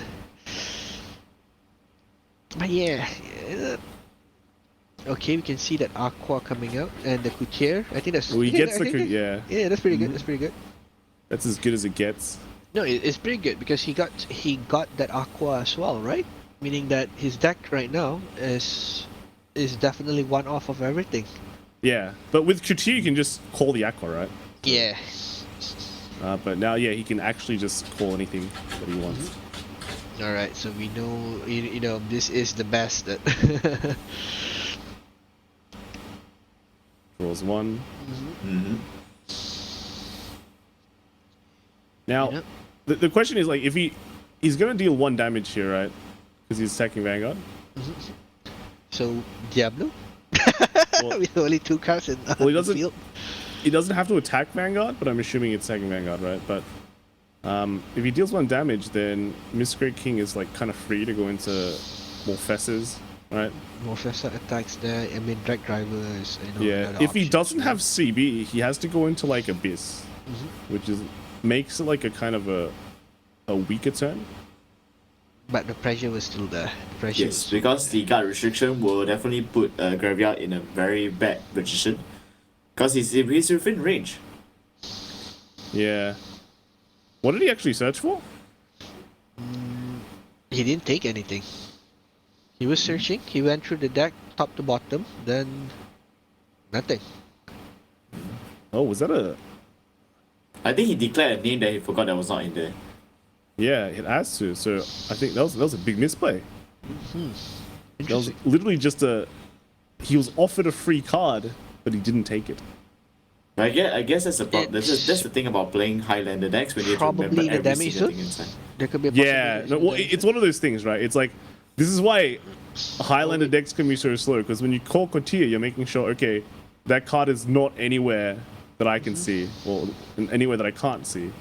So you have to do that. Then you have to one by one reveal, right? And it's Unless you have really good memory, like Misaki level memory. even though I don't know, you'd want to make sure, right? You want to make sure, right? So now the Coutier bounces off. That's Oh, and crit? that's a Crit on the other side. Yep. So 1 damage only going to the lower. You can attack he's Ree attack with rear this, guard. Yeah, yeah. you can attack the rear guard as well. If he wants to. Yeah. Oh, he's gonna get Ooh, the he Buster does. Hours. Very Damage smart. This is control. actually Very a smart. big play. Yeah. Big play for Gabriel. Good Now- damage control there. Yeah. Yep. Because now Misgrade, he can't use his on-stride skill for Luad. He has to go into Abyss, so it's less of a threatening turn. He can like search a Karen, and then if he has a Dagda. Yeah, he can still proc the main in a way, buff up the field, compress the deck, and at the same time just dish out the damages. It's gonna be a very vanilla sort of turn. Yeah. Starting with 2 cards. The return, yeah, A return. Oh. due to ritual. So yeah, He's going for, so he's trying not to use his hand, which is good. Because he knows that when the Highlander strikes back, it will be a very, very painful turn. so we're seeing that the Abyss is gonna go down, the Belial's gonna go down. Ooh, okay. I think the camera kind of got Yeah, they flipped the camera over. flipped. All right, okay. I was like, did something just happen? Yes. It was kind of reversed, right? But now it's back to normal. Now I gotta get used to this this angle. Sometimes the camera's a bit weird, right? Yeah. Yeah. Alright, so in any case, Miss Great King is actually probably thinking as well, yeah? Yep. He can't do much this turn, but he's not gonna expect the Graveyard to wait the next turn either. I mean, Yes, to- you have the advantage when it comes to the aggressive plays. So the Honolulu is not on the board. You might not have any costs, but you do have certain unflipping mechanics that you can actually go for. Mm-hmm. Ultimately, he definitely needs a Graveyard to throw out his cards from his hand, because every card in his hand is a key piece to play, rather than defensive options. So if he can remove as many of them as possible from his hand, then he will be at even more advantage because his options are limited. I mean, it's gonna be rough for Gabriel, right? He's gonna be forced to guard quite a lot of things right now. Exactly, being at 4 against a Luan deck who's running on high criticals no less. And stands, even. Yeah, but still, we're seeing in Miss Great King's deck list just now, he runs one Visceral, yeah? So it's gotta come out sometime. you gotta plan out, you gotta plan out for the next turn. You need that because if your opponent is continuously just negating you from getting any costs until they get their own engine running, yeah, that's not gonna be good. It will be a problem. Yeah, getting some defensives, yeah. Yeah, it's like Luad can farm pretty well if it wants to. Yep. It's just kind of slowed down, right? Eventually, it's gonna get Ritual 10. So. Alright, so yeah, so that's what you're gonna be doing right there. Sacrificing the Belial, drawing it out. This is kind of good. He's buffing his own hands so that whatever that's coming out in Gabriel's turn, he'll come prepared. I mean, it's just it's like different ways to reveal your. Right. So Raven is there, maybe get in a little bit of something right here. He's really doing whatever in his ability to make sure his decks are mostly triggers to just filter out. That's it's the Luad way. It's the Luad way. It's like sometimes when you see these kind of decks when they perform against each other, right? It's like watching breakdancing. Breakdancing? Yeah, it's like they're just trying to outperform like all these moves they're making. Now your move. See how we can do better. That kind of thing. Well, in itself, he searched out the other Luard there. Yep. And there's no Ultima inside this deck. We're just gonna be reminding everyone if you're playing an over trigger, there are no Xeroth dragons inside your deck. So having that copy of Luard there probably just to discard. Yeah. Yep. This is one of the cards that helps Luad go through the entire deck. Cursed Eye Raven. They discarded that. You see a lot of players, they get it, they get free things, and then they sacrifice those cards for value, right? And then continue going until their deck is just full of triggers and stands, and that's when the daggers work, right?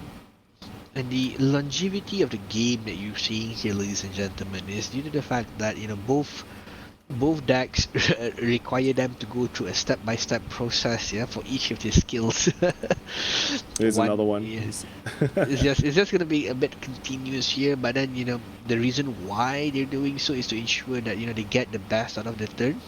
To ensure I mean, I think Miss Great King is shuffling more than Gabriel this point. way more. Way more. Belial, Abyssal, Ravens. He just setting everything up in preparation to either try and kill Gravel on this turn or just simply preparing for the big turn on Gravel's end. Since he has no counterblast, so chances are it's the latter. So he's just trying to like make sure he's ready. Alright, so only one card going out from the Raven over there. Very, very conservative attack here. But Yep, both because of he them are can't do taking anything. 13K. Yeah, both of them are taking at 13K. I think that's fine. Let me check. No Damage trigger. check is Oh empty. no, this is bad. This is bad. This is gonna be pretty bad for Gravel. He can swing in with Vanguard here, unless he's super greedy, which he is. Maybe a double Or stand. maybe because he is worried because of the G Guardian that comes out from Gabriel's side, yeah, to be able to boost up the power from the Vanguard. So maybe he's just trying to circumvent that. And still, either way, it's still one card. Because if there's no trigger, it's still one card from hand. Okay, so we're seeing a Sentinel Aqua. there. Yeah. He's actually forced to use an Aqua here. Let's check. Critical. Okay. Is he getting stand? Another Oh, critical. What's the rear again?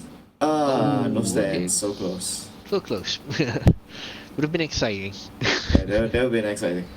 Crit stand. That reminds me of a certain Royal Paladin person. with the Finals. signature signature stretches.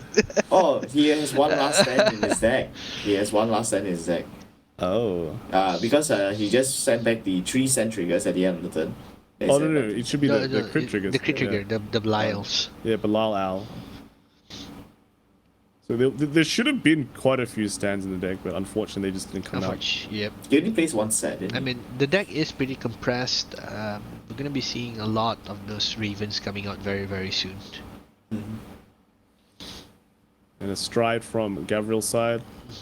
So that's Okay, the here thing. comes Gabriel's big turn. Yeah, so that's the thing. We can't discount. Yeah, there we go. We're seeing Alk right here. We can't discount the fact that even though he has been on the defensive all this while, yeah, because the highlighter deck takes just a little bit to get his engine running.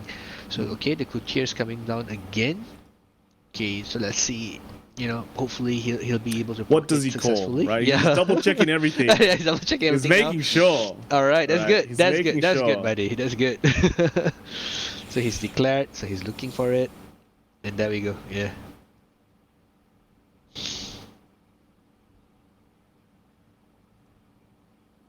So it makes me wonder what was he searching for in the previous turn. Probably a Sentinel that is Maybe an not Aqua or something like that. Something defensive, right? But, Yeah. Whoops! It's. Oops, it's just I mean, happened. when you call it, you can't change it, right? You're starting to go through your deck. You're like, wait, I want something else. Nah. Yeah, that can't fly, bruh. Yeah, Not in an important tournament like this. So Yeah. it is not here. So we understand both players, they are feeling that incredible pressure right there. They're fighting not only, for the bragging rights of possibly Get through being that the Premier Bobo. champion. Yeah. They are also fighting to be, the premium king in Singapore. The Premium King in Singapore. That Yeah. seems like a new kind of title. Yeah. Miss Great King, Premium Great King. Premium king, Has a The nice only name thing to that it. might not sound very good is V Premium King, right? Because it's like V a, Premium King or the V V Premium King? or even the V King sounds just wrong. yeah, V Premium King, right? Yeah, V Premium sounds like a mouthful. We'll need to come up with a better title for that one. VP King? VP King. That's like the vice president. Right, it's like second place. Right, that sounds fancy. It's longer, right? The longer the better. The longer title you have, the The better. Supreme Heavenly King Emperor Dragon. Every Kagura. If you had to write a Kagura deck list, are you sure you would be joking about that? That is Right. Supreme Heavenly Emperor, something.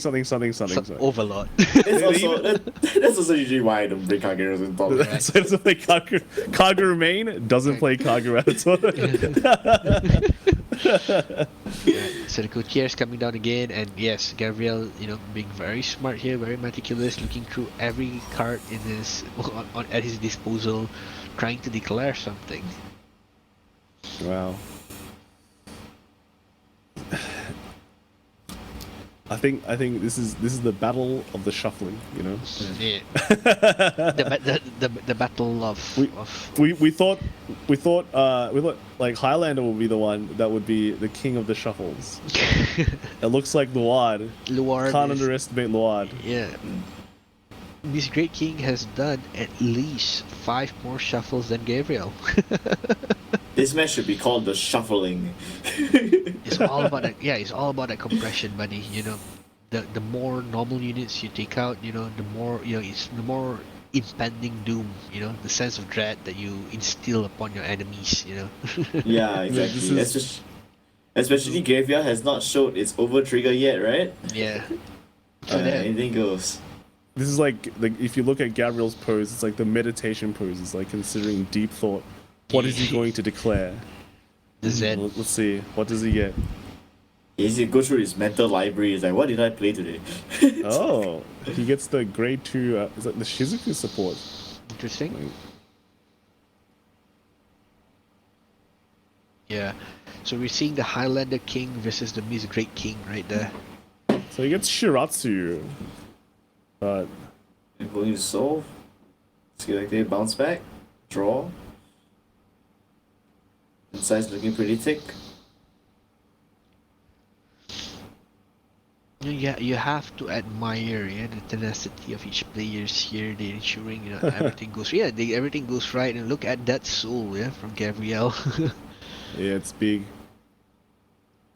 Fetch back the Sentinel. Nah, it's he gets back a Shizuku. Shizuku. Oh, it looks like a Sentinel from where. It's high rarity. That's why. It's high rarity. That's why. Yeah, everything's shiny.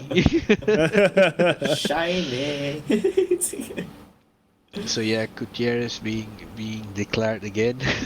Yeah, that's right. You guys, like when you look at Gabriel's deck, you have to throw away everything that you think of that is low rarity, right? You have to think of high rarity lines, and then you can understand what each of the cards do.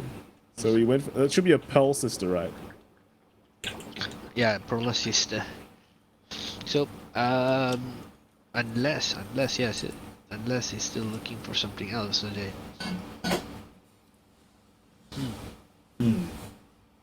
His deck looks really, really thin now. Yeah, when you go through a deck, that's what happens. Yeah. Deck thinning is deck winning, I always say. It's selective compression right there. Selective compression, that's right. Yeah. I mean, he has at least 5 attacks here. Unfortunately, the grade 2 Spica went to the damage zone, so that's the only no more extra attacks. No more extra attacks, yeah. But it's alright. Alk is here, she's gonna present something very, very interesting. Betty comes down. Alright, so just showcasing there, there's a lot of triggers here. Betty. It's pretty. If you think about it, right? Highlander's a pretty good flex deck because half the time you're revealing cards to your opponent, right? Yep. I'm like, wow, look how shiny it is. Yeah, that's right. That's what I was saying. It's a big flex. The deck is a huge flex. Then it's like, look, I can remember all this. The first flex that you can memorize all the cards in your deck list. And you can even run like sub-optimal cards in the deck as well. Just because it's like a one-off copy if you really wanted to flex hard, right? Yeah. You just want all the high rarity SPs to go into your deck. Yeah. Alright, so finally column swings in now. Yeah, the battle phase is here. finally attacking. Okay. Both decks comboing like crazy until one finally decides to go into battle. Only one can be named the Shuffle King. This one's only hitting like 20, right? Ooh, that is the he used a quick shield being used, yeah. Oh, he used something as a proxy. No, Might be the Bang Dream quick shield. Yeah, that is the Bang Dream quick shield. Oh, the Bang Dream quick shield. I actually never seen that. Yeah, it's pretty nice. Takes 1 damage. It's a stand. Ooh. Could have been fun. Quite unfortunate. Alright. And this is only a 5k shield, guys. So it is. Luard goes to 16. Alright.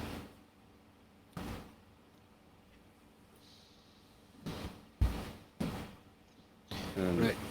So Alk swings in. He can bounce things. Bounce things, call back things. And you can call Couture again, right? And let the compression begin. Yep.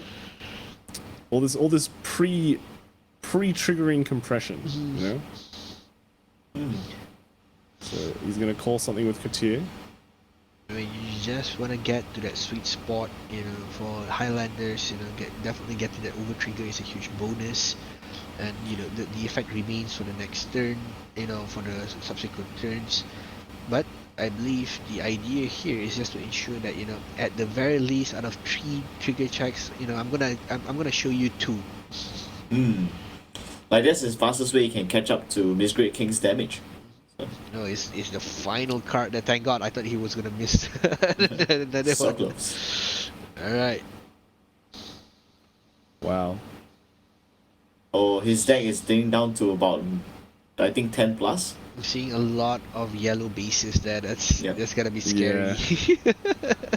Team yellow base. Let's go. Yeah. That's gonna be scary.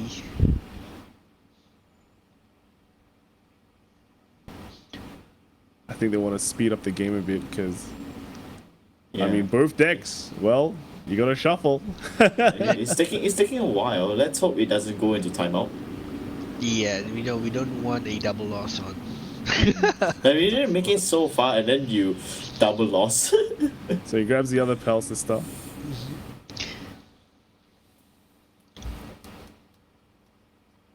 And top 7. That looks very, very triggery. He can probably grab. Probably grab. I don't know what you would grab from this. Yeah, pool. probably. Yeah, he's looking at the Sentinel there. Grabs the Sentinel. I mean, losing out 1 draw at this point is fine. The deck is pretty thinned out as it is. Yep. And now is he finally gonna trigger? Can you imagine after all that he checks blanks? Yeah, Well, compression is live. That's exactly how it is. Compression is a lie. And Miscreant King is not taking any chances. He's just gonna perfect guard that with an Ezra. Very, very First check, second check, and third check. Oh, Nearly all blanks. Nearly all blanks. Yeah. So close. That's right. Like wise players know the better you compress, the quicker you lose.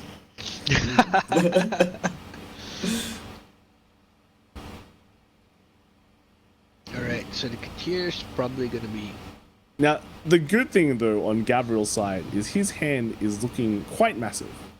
Yeah. But the thing is that Gabriel's hand is mostly 5k units and is for his play turn rather than his defensive turn. Yeah, well, one thing that's going to be scary is if like Miscreant King gets like a double stand trigger on his like Morfessa turn. No matter your hand, your hand is just savage, gone, right? Yeah. And he's definitely coming in with a very huge rearguard power turn. That's a guarantee. Yeah, it's pretty much given that next turn, Miscreant King is going to is a Morfessa turn. Yeah. Here comes the pain. And 1 CB is enough, right? As long as 1 CB is enough to get the whole thing going. If you can get like you can get a Charon, as long as you have the Dagda as well to make it hurt a bit more, right? Let's see what he can do. He's showing off all the 1s or things that can potentially become 1s. And all the 0s. Is he still slightly short, maybe? Slightly, yeah. You can see that he's probably lacking. You can't count the Great Tree, right? That's a heal trigger right there.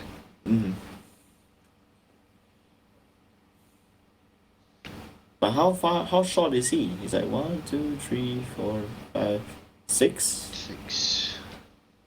He needs about 7, doesn't he? Regardless, I think it's fine. There's a reason why the OG Luard is there.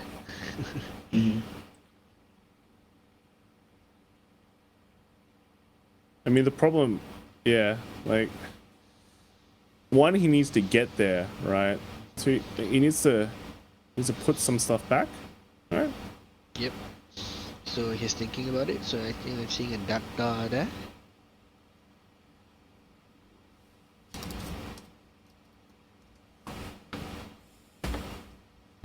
one of those key things you want to put back. You want to calculate everything to precision. He's And a putting Brandman. one Brandman back as well. Right, interesting choice. Interesting choice. We're gonna be seeing. Is he going to another Drag Abyss? Yeah, he's going to another Dragon Abyss. Wait a minute. Oh, okay.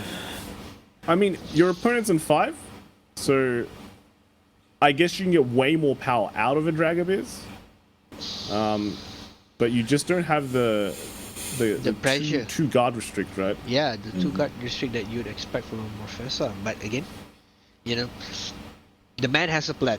You know, the Right, man yeah, has the a plan. man has a plan. Yeah. I guess maybe he like saw like one perfect guard going to hand. His opponent used like an Aqua last turn as well. Yep. You know, Opportunities. he's gonna be. Then maybe he goes, okay, right. If he doesn't have a PG, he's gonna be throwing a lot of cards away, right? Which is pretty good. If he does, well, too bad. But he doesn't have enough, so I'm still gonna do this, right? And this also allows him to farm up a bit and be a bit more safer, as well as maybe get a bit more, I mean, get a bit more, you know. yeah, but with the card choices that we see from this Great King right here, I can't help but feel deja vu from the first turn that he strode. The first turn that he strides, he took out the same cards, and is this gonna be the same loop again? Could be. Well, we have to see. He's taking out the Sentinel and he's taking out the Belial. That's The whole of the heads are very good.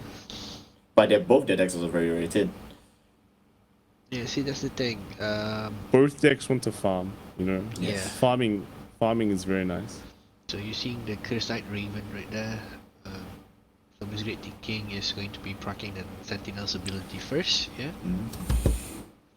It's like you could say, like, you know, when you look at both these decks in their turns, they're both playing like farming card simulator, you know. Just Farming going, card how do I simulator. maximize the amount of cards I farm this turn into my hand? And you know, the other person just waiting for his crops to grow, and then on his turn he starts getting those. He starts farming them again, right? Until suddenly, you know, You're one person has comfortable. 6 damage. Yeah. Then the farming ends. So Gabriel is just showcasing what he has on the field currently. Alright, so the Doctor comes out. Gives a G. Okay, he has begun. He's doing Drag Abyss as well. Lyle's ability would be able to be procced. Deck still looks pretty healthy, that's the thing. Just to bring up Drag Abyss, don't forget now the GB3 effect is active, and for every four cards, 4 grade 1s it should be, in your drop zone, your front row 10K. gets 10k. Power. Lots and lots of power. Usually you look at around plus 20k. Sometimes it can get to plus 30. Very rarely it gets to plus 40.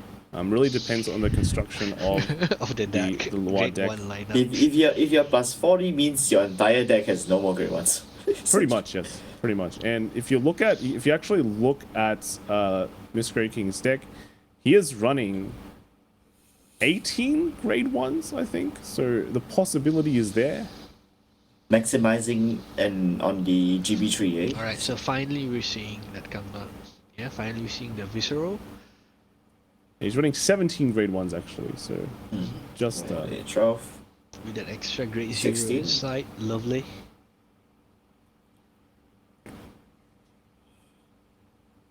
but I think we're probably going to see like a 20k plus 20k this turn. But you know, if usually Dagdas also break some thresholds, so Yep. they can hit to 30 at certain points. Discounting it, yeah. I sincerely believe that Gabriel will definitely survive the turn, but his hand will be very badly crippled. Not so much. As long as the Coutier and all that is around, I think it's fine. It's fine. As long as he saves the Coutier. He right? began attacking. Okay. Ooh, already. Dagdar's attacking without any. I think that's a plus 20. I think. So he's counting the triggers for Gabriel. I mean, you'd know that, you know, the Abyssal Owl, the Belial Owls are going to be going back into the deck later, but the Ravens are still out and about, and they are quite pesky. I mean, it's quite interesting. Where are Misgrade King's Charons? I would think you would want to call Charons to countercharge. Yep, but not opting to this turn, I think. Because he still has space to take damage the next turn, so he's not that desperate for it. And he's right now. I think he's not trying to kill him this turn. He's trying to annoy him, if anything. Because everything is it's like you need minimal amount of cards to block. But you need to get through that hand. Like, this is just such a poor turn. Yep. After the compression, and you're giving a chance for Gabriel to come back. And you get heals, right? And get over trigger. You know, there's a lot of you know, the possibility for Gabriel. The wind is definitely blowing in his. You don't want to slow down against Highlander, because Highlander's gonna again do his farming turn. Yeah.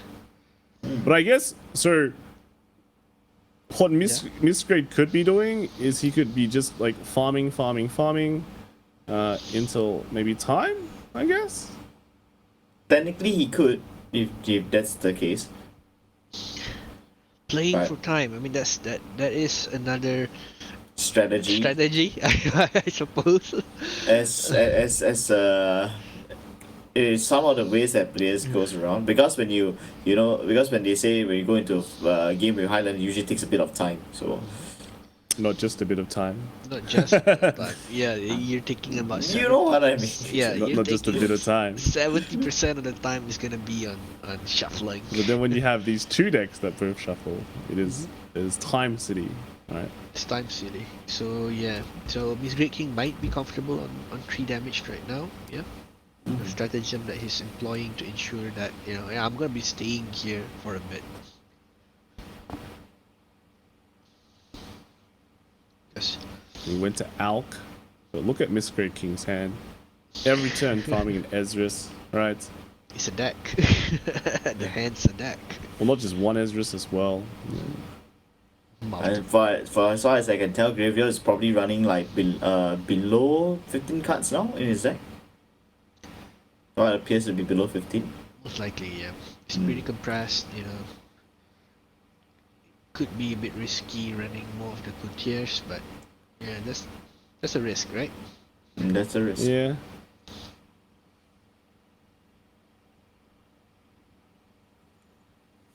Yeah, potentials go down.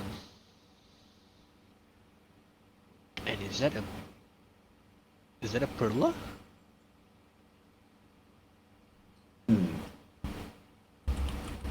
Checking the top 5. Okay.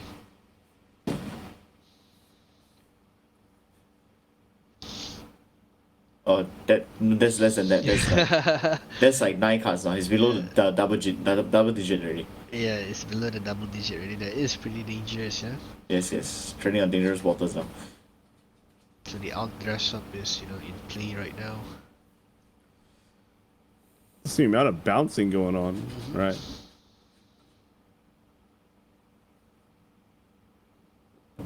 It's calling Croc.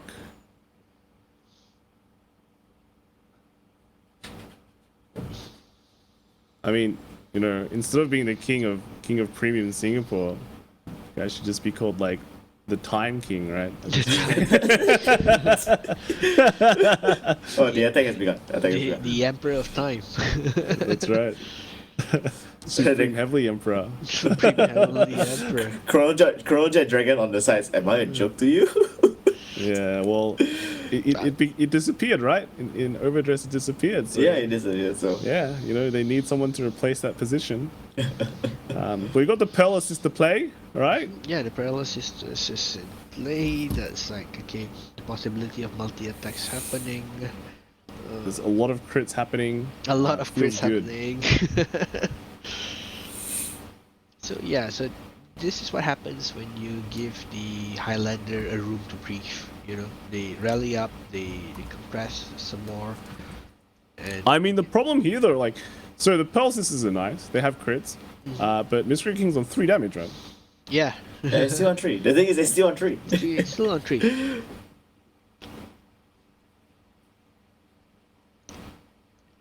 And, you know, as much as I want to say it, Miscreant King's hand is basically his deck right now.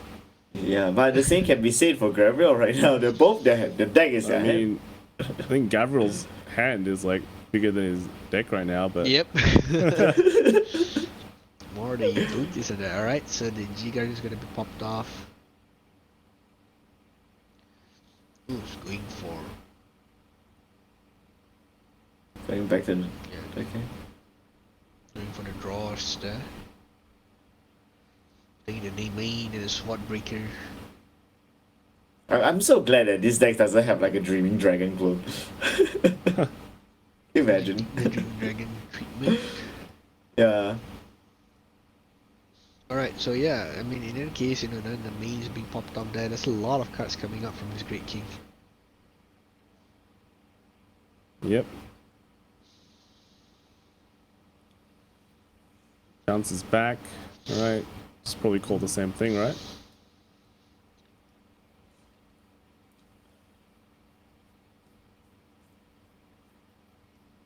Yep, there we go. Nice reset. Let's go again. Yeah, nice soft Didn't work reset last right time. there. Let's go. And Shouldn't be too hard to guard right here. but he's gonna drop a lot of cards here, so I don't know. Right.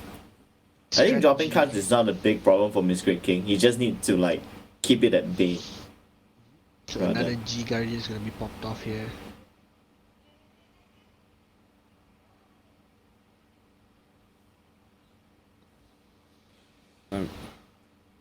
Another Dagda? Is it another Dagda there? Yes, it is. He's throwing away Dagda. Is it? Yeah, so no more multi-attacks. I think that's the last Dagda. Wait, no, that's the third. Maybe they've reached time already, or Are they? he's just got Yeah, underneath Dagda, right? Yeah, so I'm just gonna, you know, I'm just gonna guard with my life. I'm just throwing out cards like free now. But wait, this also means if he goes to drag Abyss again, Well, he can't go Drag Abyss again. did he ran out? I think he ran out.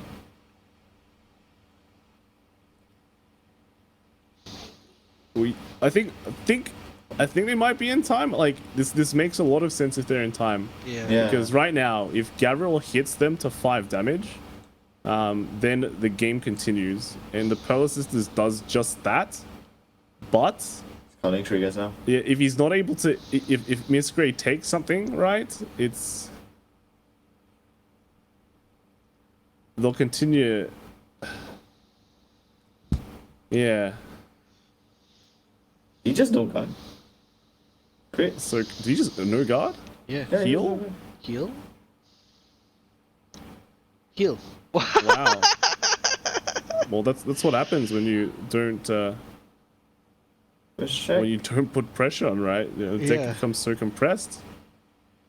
Alright, that's also a heal. I mean, these, like, bear in mind, these Pearl Sisters are swinging for like 30k plus, right?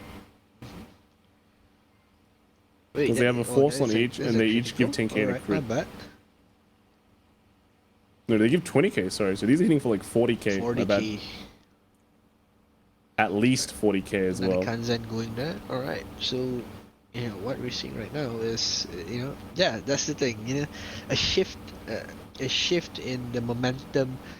You know, just one turn where you relaxed and right away, right now, you know, you're sitting on the chopping board. You could have just the fight could have just like randomly ended there when you checked another crit. Yeah, I don't know. I feel like it's a bit weird. What's When he just no guarded, right? But maybe it was due to the situation. I don't think he got. I think he underestimated the power of the Pearl Sisters, right, and the amount of attacks these Pearl Sisters are doing. Because he just threw about 10 cards in the previous turn to guard. Yeah, like because he's been letting Highlander do a lot of things, right? Yeah. So maybe this is a big brain plan idea, or maybe he's just waiting for the right moment, or he didn't want to go that turn, but. Alright, so This is the Morfessa turn now.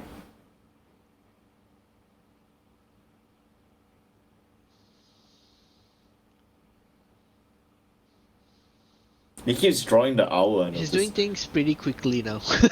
Yeah, so maybe he knows what to do. Maybe he has the plan, right? Yeah, his deck is also reaching the below 10. He's gone to it, you know. He's already memorized what what's left inside his deck.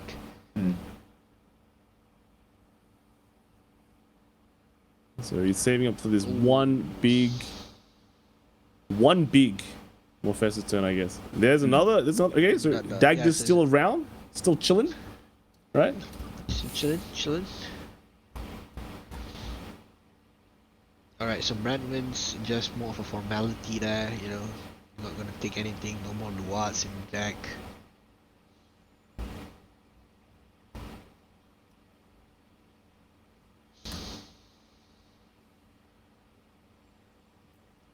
It's calling. It's the. Yeah, the conditions have been fulfilled. Just showing the drop zone, I guess. Yeah.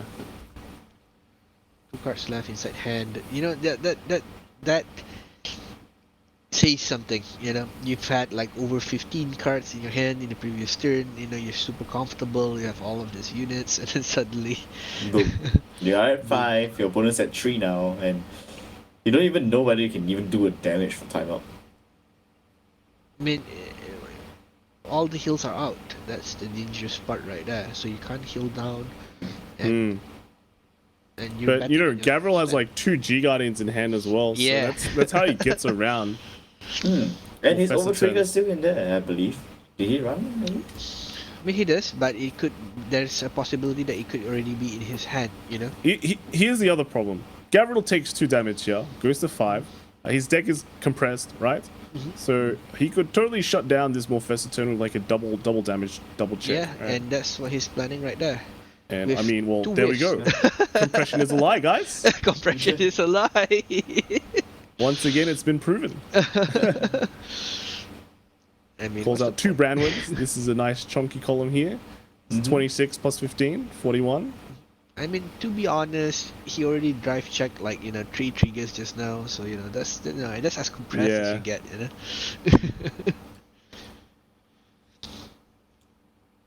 But I'm expecting to see stands in this drive check. But like I said, compression is a lie. Maybe no stands come out. I mean, there's quite a lot of cards in the deck. Let's be real, right? His skill again is the odds, no? It's not like that Grand Blue fight that we saw yesterday. Okay, that was like 5 cards. No, that's super compressed. So is the Aqua Max Greed. Right, let's go Max Greed. Look at that. Yeah, Max Greed right 41. there. But I'm loving it. I am loving it. Confident, I see. Yeah, if Gavril wants to null this, oh, he goes for the G Guard. This is additional power. Anyone? And this is. There we go. Dropping down that. This one should save him, I think. Because it's the extra power one. So it gives him a moment of respite. Gives him a moment of respite. You see, and I still can't help to wonder what would have happened if the Morfessa actually landed 1 turn earlier. Yeah. If he had done so, then chances are the hand would be very decimated. I think the leveling ground would have been very, very different here. But I think Miss Great King was going for something more assured by making sure his deck is filtered down. That's why. Yeah. I mean, he doesn't run that many stands. He runs heavy crits, so there's only a certain amount of stands in the deck. Right. Another G Guardian right there. So, can he call another Sandy, or will we like a Citron this time?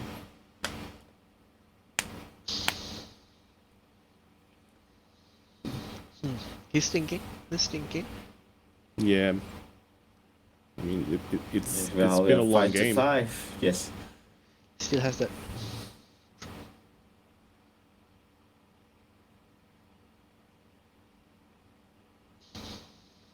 So it's another Sandy again.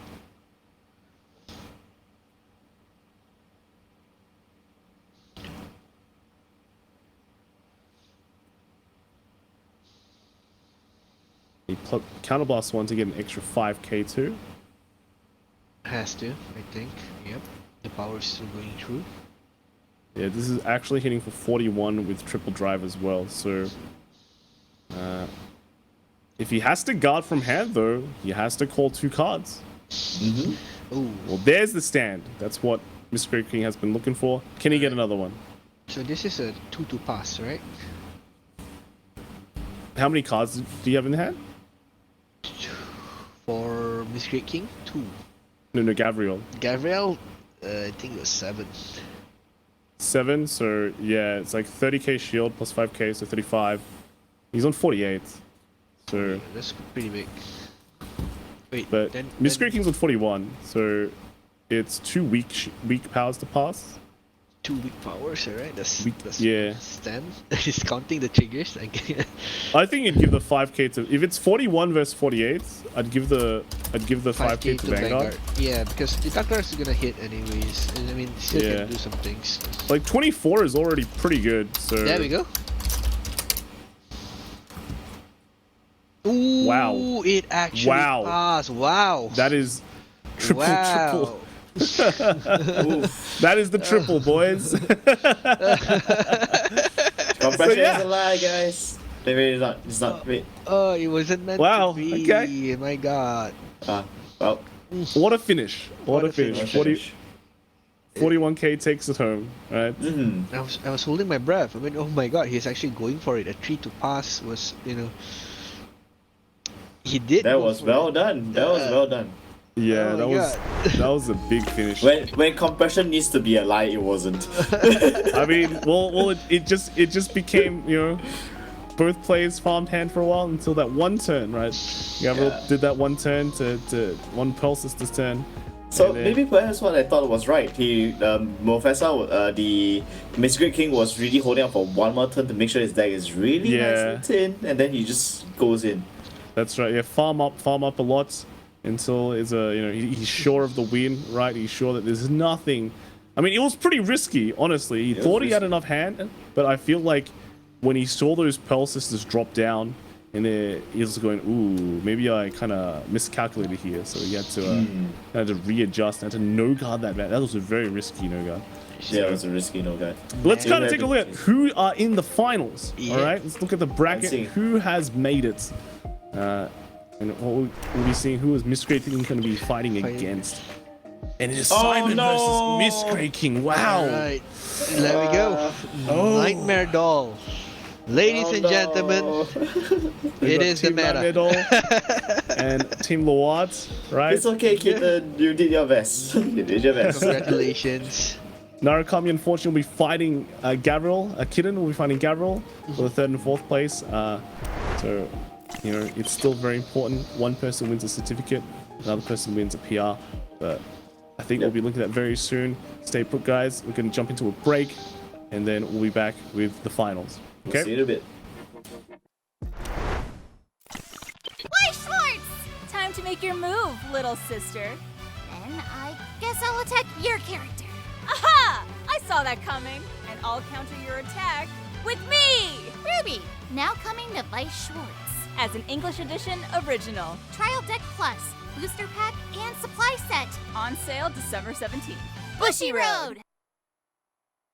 Cardfight Vanguard Overdress! Power up your deck with these new cards! Journey forth with your new allies! Booster Pack Advance of Intertwined Stars coming soon! Bushiroad! Cardfight Vanguard Overdress! It's your leader, Mirai! Look how cool Bob Sartre is with the new Arms card! Start deck, Seal Blaze Maiden, coming soon! Bushiroad!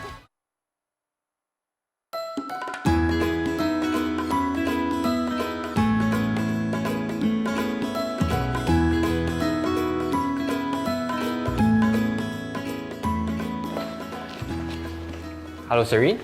Thanks for joining me in this Coffee of Bushiroad series. Yeah, I understand you have been with Bushiroad for like a couple of months now, at this time of shooting. Yeah, and you do marketing for Vanguard. Yep. Yeah. Okay. So as you can see, we have prepared a little bit of snacks and coffee, tea, and some drinks for us. Yeah. So before we begin the interview, what would you like? Coffee, or tea, or water for you? Tea. Tea? Yep. Okay. Thanks. Okay, all right, Serene. So you are the marketer for Vanguard. So maybe you could market to us, just a bit of the kind of work that you do on a day-to-day routine. Okay, I do. As a marketer, I mainly do the marketing materials.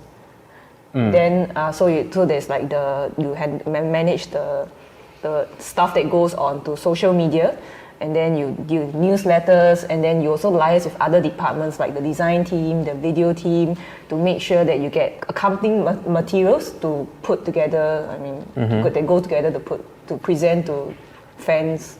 Okay. Content. Yeah. So you actually do have to communicate with a lot of different departments for your job as marketing. Definitely. Okay. Because I mean, as marketing is not. I mean, not everything comes out of the marketer alone. So like say for example, I mean the banners, definitely you need the design team, and then if there are video showcases, then there's a specialized team for that. So I mean, I think that's also one of the good parts of being a marketer, because I mean you get to work with many people while wearing many hats. At the end you get something nice to present to the fans and viewers. I think that's a nice end products that you can get out of marketing. And then as the marketing in charge for Vanguard, which is one of our best selling titles, do you ever feel like the pressure to perform, as compared to, let's say you were to handle something else? Would you feel like, I need to step up my game all the time because you're feeling all this pressure? I would say half on this. It is natural to feel pressured to deliver more results as compared to other products. But at the same time, from a marketing standpoint, you have a lot of data to work with.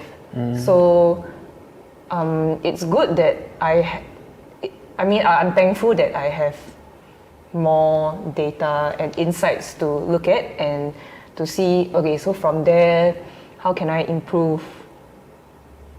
Or what kind of new things I can present to everyone. Yeah. Okay. Now I understand as marketing, you deal with quite a bit of sensitive information, especially information probably from Japan.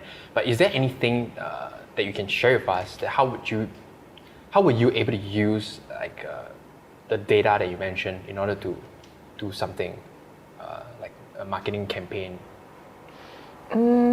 Actually, for data, it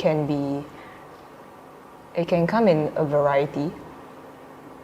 So say for example, you can use like sales statistics to look at how did each past product perform, and then for other initiatives, you can look at what kind of campaigns have been done before, how did they perform. They are not materials that spoon feed you answers, but it is something good for you to infer from and work something from there. Yeah. Okay, so I guess as marketing, you actually have to work a lot on data as well. Okay, at least for this industry, it is not entirely e-commerce based.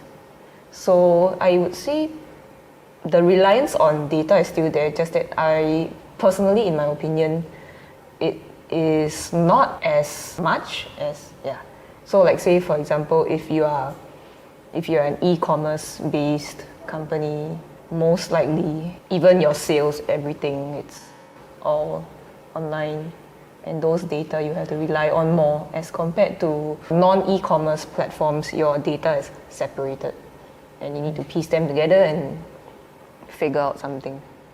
Actually, you raise a very good point, because our industry, they don't deal directly with digital goods or even ordering online on a website. Because if we do that, you can easily track all the data, and then we find out how we can improve our services to our players and customers directly from the data that we can gather.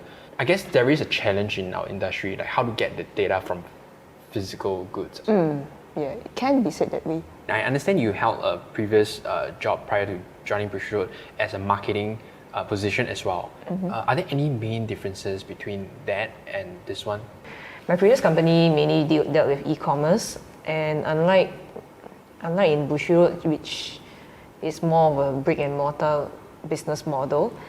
So I mean, as a marketer, definitely it is something that I will adapt to and work out and see what kind of marketing strategies that I can execute to make sure that it is suitable and appropriate.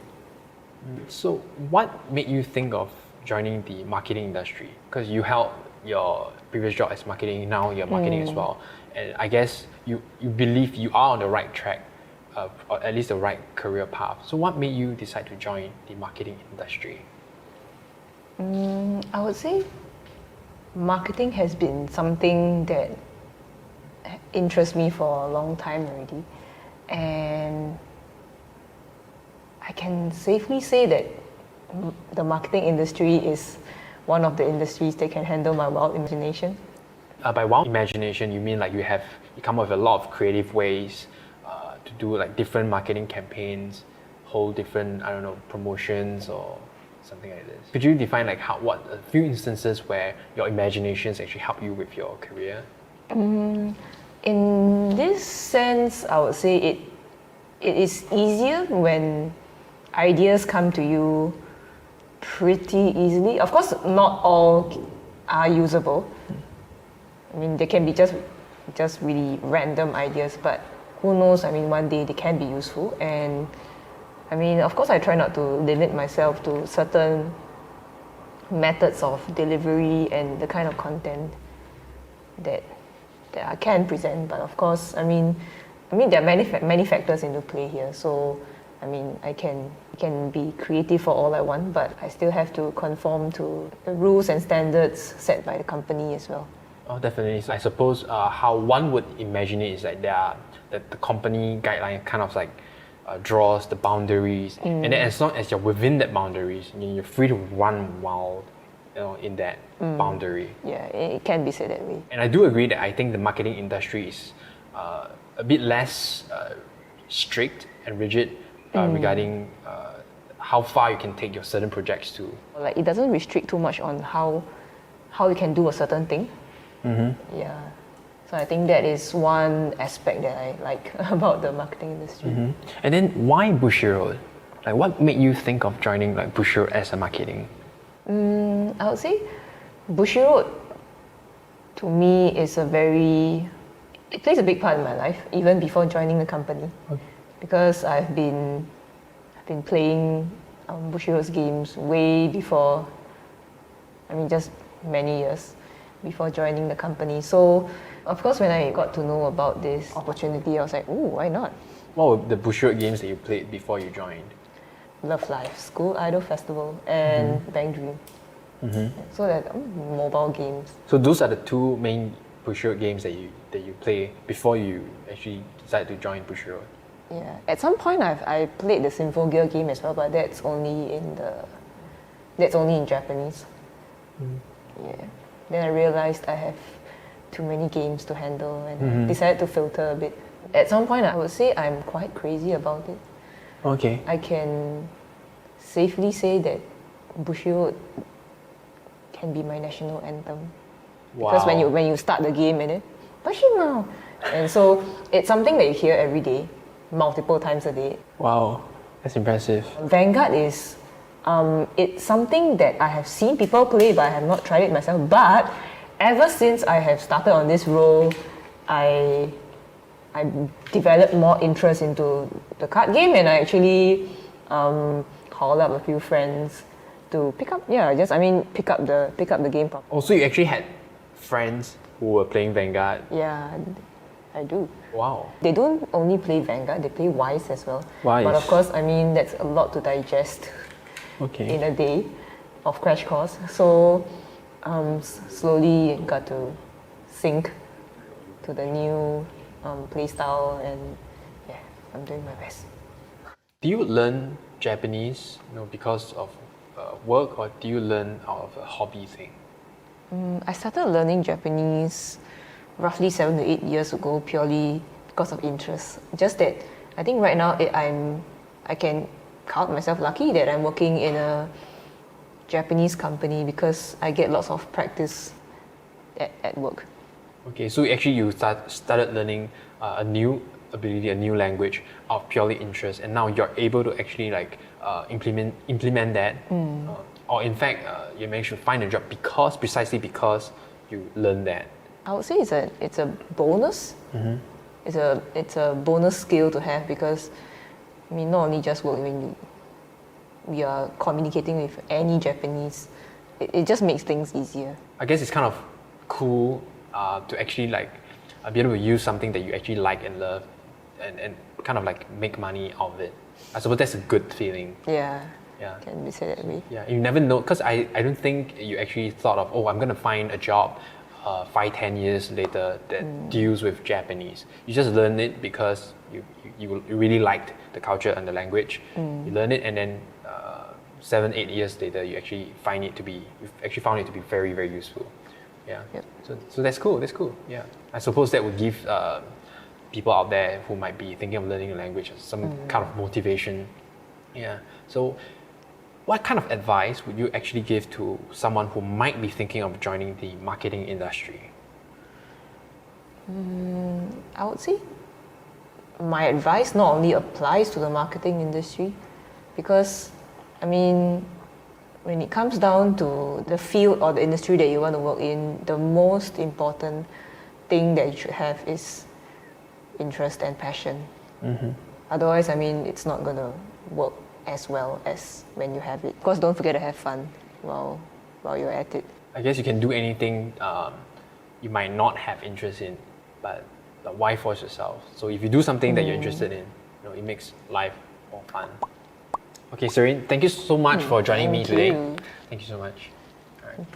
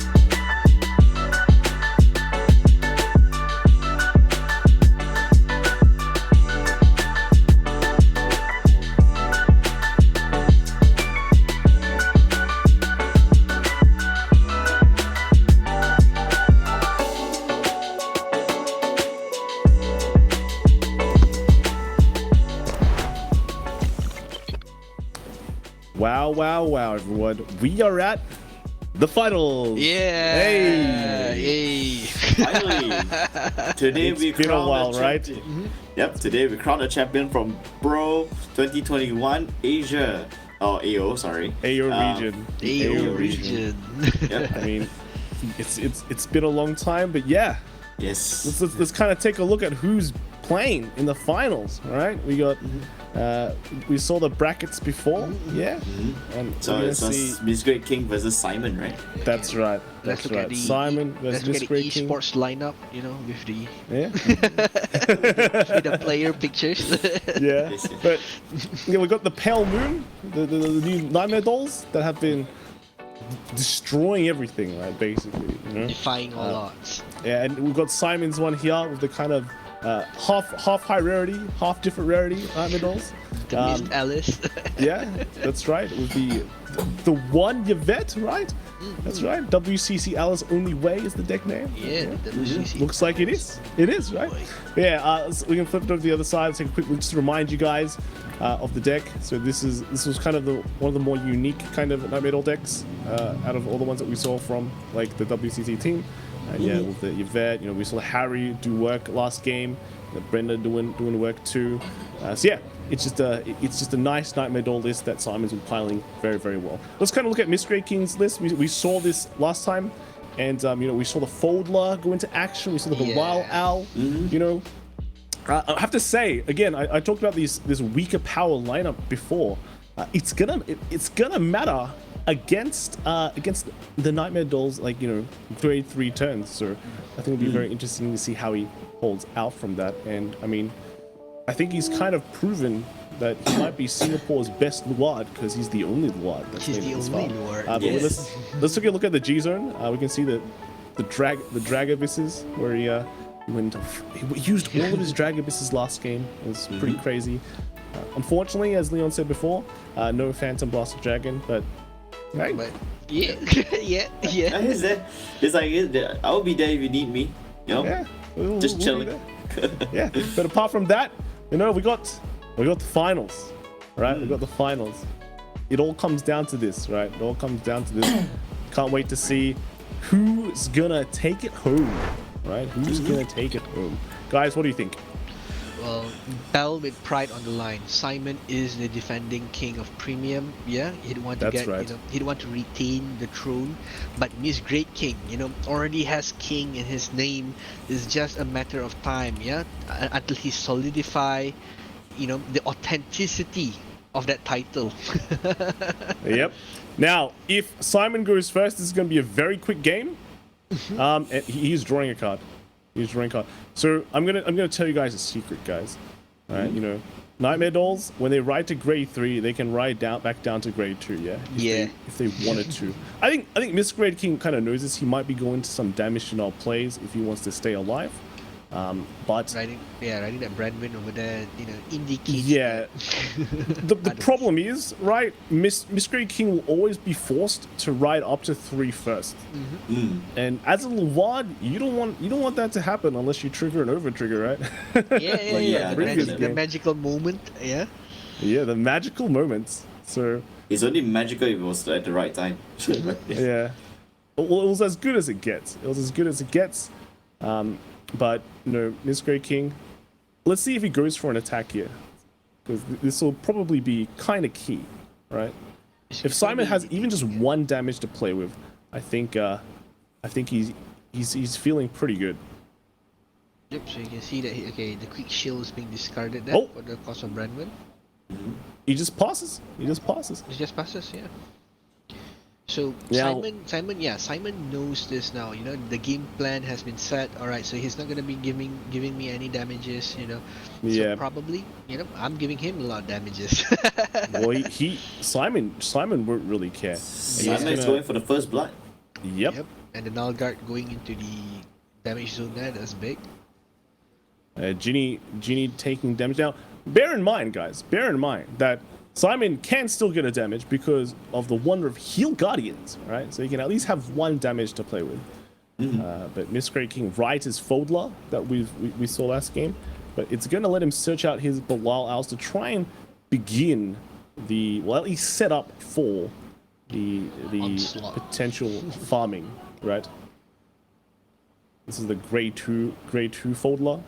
It's just like that edition. Seriously, you know, Fodlas, it's really nice to see, you know, rather than Now, dark one of the dust. scary things of grade 2 Foldler, you can see she is 8k, so anything can attack it pretty much. Yeah. Yep. But that's the risk and rewards. It's not much different from riding into Neyman back in the day. So Miss Grey King swings under for the trigger, and No he's trigger. just saying to Simon, look, if you want to damage, you have to work for it. You have to heal Guardian. You have to play heal Guardian. Simon actually just doesn't even have to ride up, to be fair. He could stay and continue, Well, that's the and thing, though. just force Miss Grey King to just go first, right? If you have Carol, you know, or Chelsea to ride on, they're still big. But yeah, Whoop. Yep. He has the Doing good, Miss Marissa, one of the key cards that he needs, and he's just looking. He's looking at that 8k, and he's quite happy. He puts in a perfect guard. Pretty He's interesting. confident. maybe in preparations for that Morfessa, you know, Yeah. Guardian, yes, Jester Dragon's gonna come out.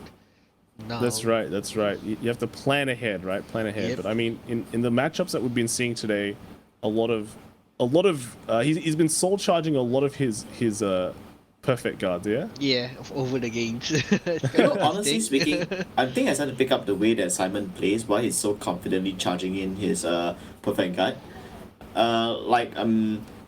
I feel like he's just aiming for key cards into his hand.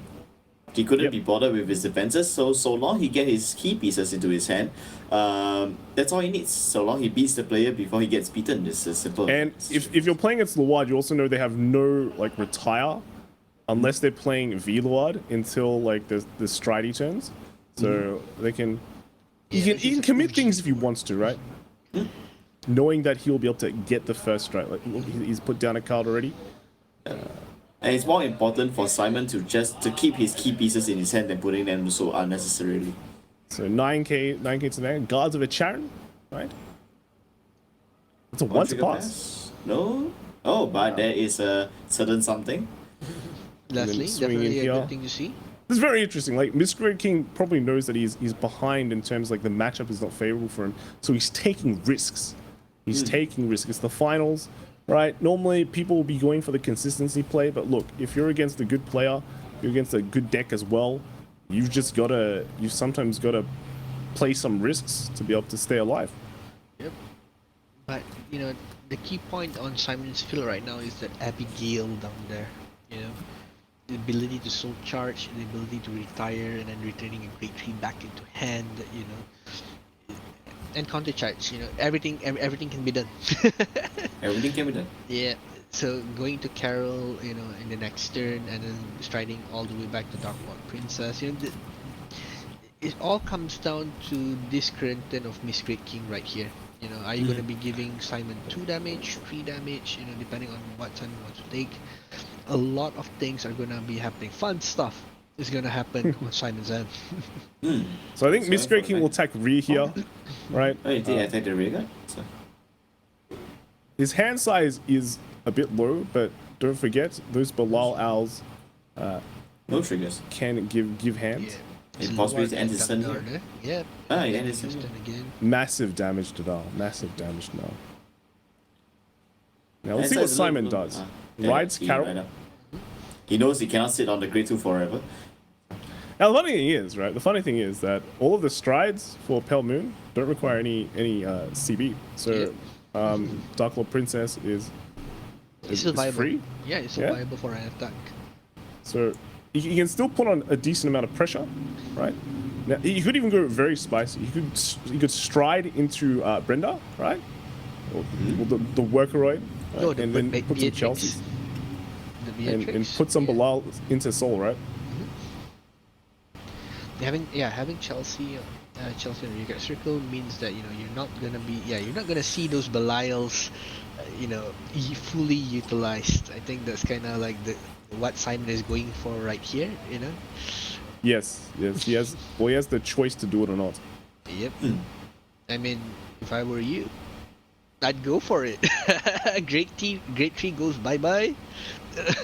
Belial goes bye bye. I mean, he goes straight to the Beatrix. They all start with B's. Yeah, they all start with base. You know, the base. Base. Yeah, you just want to get that workeroid mechanic to be still functioning. It just means he can't go into Dark Lord. No, can't go into Dark Lord here. But then again, you know, why not? You know, you have no cost. You know, Beatrix has no cost. You can still do a multi-attack with it. Why not? Why not? Yeah, this is one of those like niche situations where Beatrix is actually feels good. Right? Yeah, it feels good. It feels comfortable. Feels good. I think. And if he actually shuts down those Bilal owls, Miss Grey King might be in a bit of a tough spot. Yeah, tough spot. It'll be hard to reach Morfessor on the first turn. Nope. His farming is greatly limited. And he might be forced to use, well, Dragabyss. Dragabyss, yeah. Like he But did the last Dragabyss game, is right? definitely a first strike. Dragabyss is definitely Yeah. not as threatening as a YOLO kind of Morfessor. Morfessor. That's right. Ah, he just goes in Dark Lord. It's fine. So it's like a normal play to him. Shutting to the Dark Lord means that you're losing that worker, right? Yeah, so we're not seeing like a goodbye. See, I guess he doesn't care about the Bilal owls. Lyles, right? But you know, still the Vanguard pressure can be quite high. It'll be interesting to see what Miss Grey King does next turn, because I mean, if he's on a farm turn, he might even still continue to damage now. Yep. You know, multiple attack is still a thing here. Something that we can't discount. Yep. It's just a good cut. The Dark Like Lord going into Yvette, you know, extra draw, another attack. Another Axel Circle, you know, spicy, Yeah, spicy. Princess comes out as well. Oh, he goes for 1 damage. He's not afraid. He's not afraid. What is that to be afraid of when you can just beat down your opponent? Yeah, because those Alice Leslie column is making an appearance. It's worth it. I won't call it a big risk. I call it it's actually worth it. Like the risk and reward is, the reward is much higher.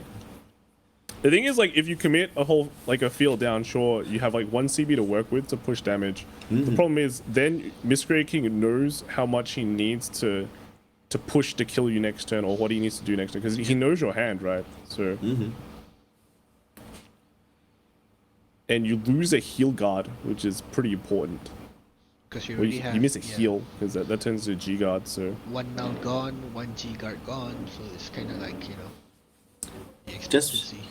But just watching the way that Simon plays, right? Simon can't be bothered about his defenses half the time because it's all about being aggressive. Yeah. The best defense is the best offense is the best defense, is what some people say. Yep. But there's the Sentinel right there, yeah. Pretty good, you know, if you have that 1 extra attack, putting it on the Leslie is a great choice right here. There we go. Yeah. Yep. I mean, at least he gets a double dip, right? Value Leslie, right? And then Ooh, Leslie that becomes the real value Leslie, because he goes Yvette and can Yvette. put the Leslie down. Yeah. 15k. And it's time for Valley Town, and he's looking at Miss Grey King's deck list. He's going to Decalogue, English Decalogue, guys. Be sure to check it out. See a lot of the decks there. But you can see, he looks at that and he goes, wow, 7 5k triggers. Feels good. He's already called 2 of them out, right? It's time to go. He's doing the calcs, right? You know, you see him move the hands, the calculation hands. All right. Yep. Going to the Yeah, Yvette. that looks like the Yvette. Right. And I guess you just call it over the Chelsea. Chelsea, yeah. Nah, because that would be the most optimal position. You don't need it anymore. Yeah, she's done her Chelsea. job. Chelsea's time has passed, right? I mean, if you're long, you trying to control the field. Goes for the Yvette. Yep. There's Leslie. Yep. We're gonna see her a lot of Leslie. Yeah. So Simon has now subscribed to the value Leslie, right? So you get you that realize- extra Axel Circle. Leslie says hello, you know, you draw one. It's just value play. Yeah, you see a lot of that value play right here. You know, when we see some sales, 2 for 1, it's always good, right? I know, right? Value shop. Yeah. So yeah, the draw from the Axel circle right there.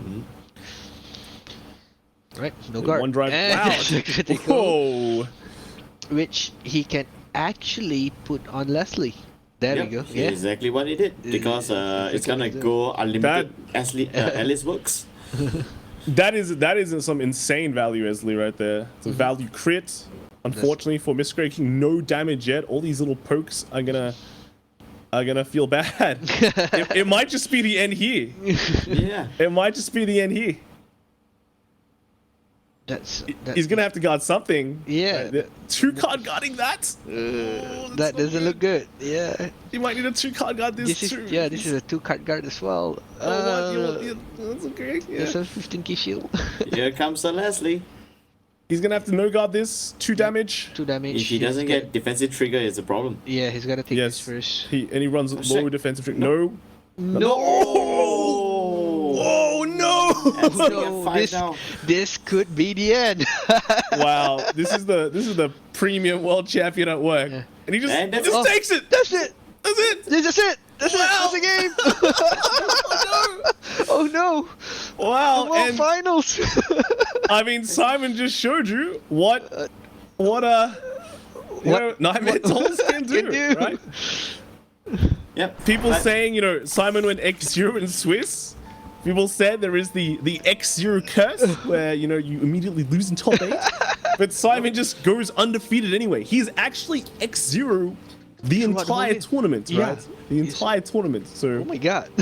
Yeah, because you see, the thing is that I think I mentioned it a bit, is that the Nightmare Doll is so efficient on its own. It can do those things without having to worry about being damaged in night or anything like that. So yeah. And this is why Simon plays so aggressive. Like, he goes away his Sentinels, his Heal, Guardians, other things, because he is confident enough to deal the finishing blow whenever he needs to or wants to. That's right. If you think about it, if your opponent has no hands, then there's nothing you do. You don't need a defense. You don't need a defense. Exactly. And like, just from that field, look at that field, right? He had 1 damage, first stride. How many attacks was that? There was a lot. It was a lot. Especially the value Leslie's, right? Lots of attacks just from 1 damage. So I think Simon played that very, very well. We were thinking about, you know, Soul in his Belials, you know, he can't next stride, like he won't be able to get value, right? But you know, he doesn't have a next stride. He's dead. There's no next turn. Yeah, this is the turn I'm killing you. Turn ends now, right? So, I think we've really shown the power of Nightmare Dolls. A true Chad. Pretty much. Yes, and the best part about the whole thing, that 1 damage didn't even came from Luluat. It came from himself. He dealt himself damage, right? Oh my god. Okay, so let's now look at the bracket. Yeah, we got the bracket. Let's kind of take a look. Let's look at that. And Simon, the champion, right? Very, very nice. Great King coming in number 3. Yeah, Miss Great King represented Singapore very well, and Luwad as well, all the way to the finals. And we just, I think we're just wondering on the 3rd and 4th playoff between Gavril and Kitten, right? Yeah. But yeah, so that is basically the results. The top 8 today. Now there's only 1, right? There's only 1. Guys, just stay tuned. We're gonna go to a short break. We're gonna set up an interview with Simon. I haven't heard his voice in ages, right? Ever since 2019 finals. So yeah, this is a good chance to see how he became the champion. What was his mindset going to tournaments, and how much he actually tested.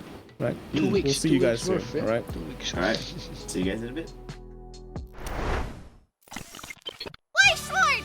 Time to make your move, little sister. Then I guess I'll attack your character. Aha! I saw that coming, and I'll counter your attack with me! Ruby, now coming to Weiss Schwarz. As an English edition original. Trial Deck Plus, Booster Pack, and Supply Set. On sale December 17th. Bushiroad!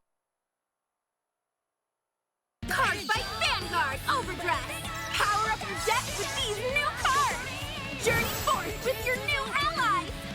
Booster Pack, Advance of Intertwined Stars, coming soon! Bushiroad! Cardfight Vanguard Overdress! It's your leader, Mirai! Look how cool Bob Sartre is with the new arms card! Start deck, Seal, Blaze Maiden, coming soon! Bushiroad!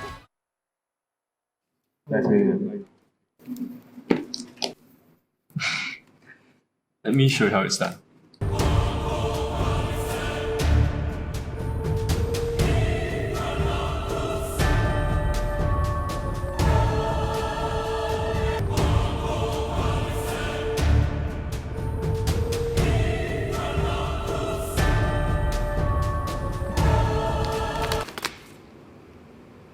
In this video, we're gonna take a look at one of the most important things you need to do right before a game.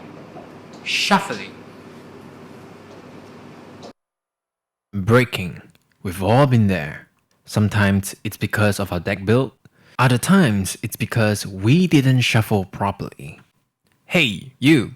Can you show him the shuffling methods again? What was that? Could it be? See the heart of the... Okay, we'll first have this guru do some warm-up exercises. Hisatsu Namikasane.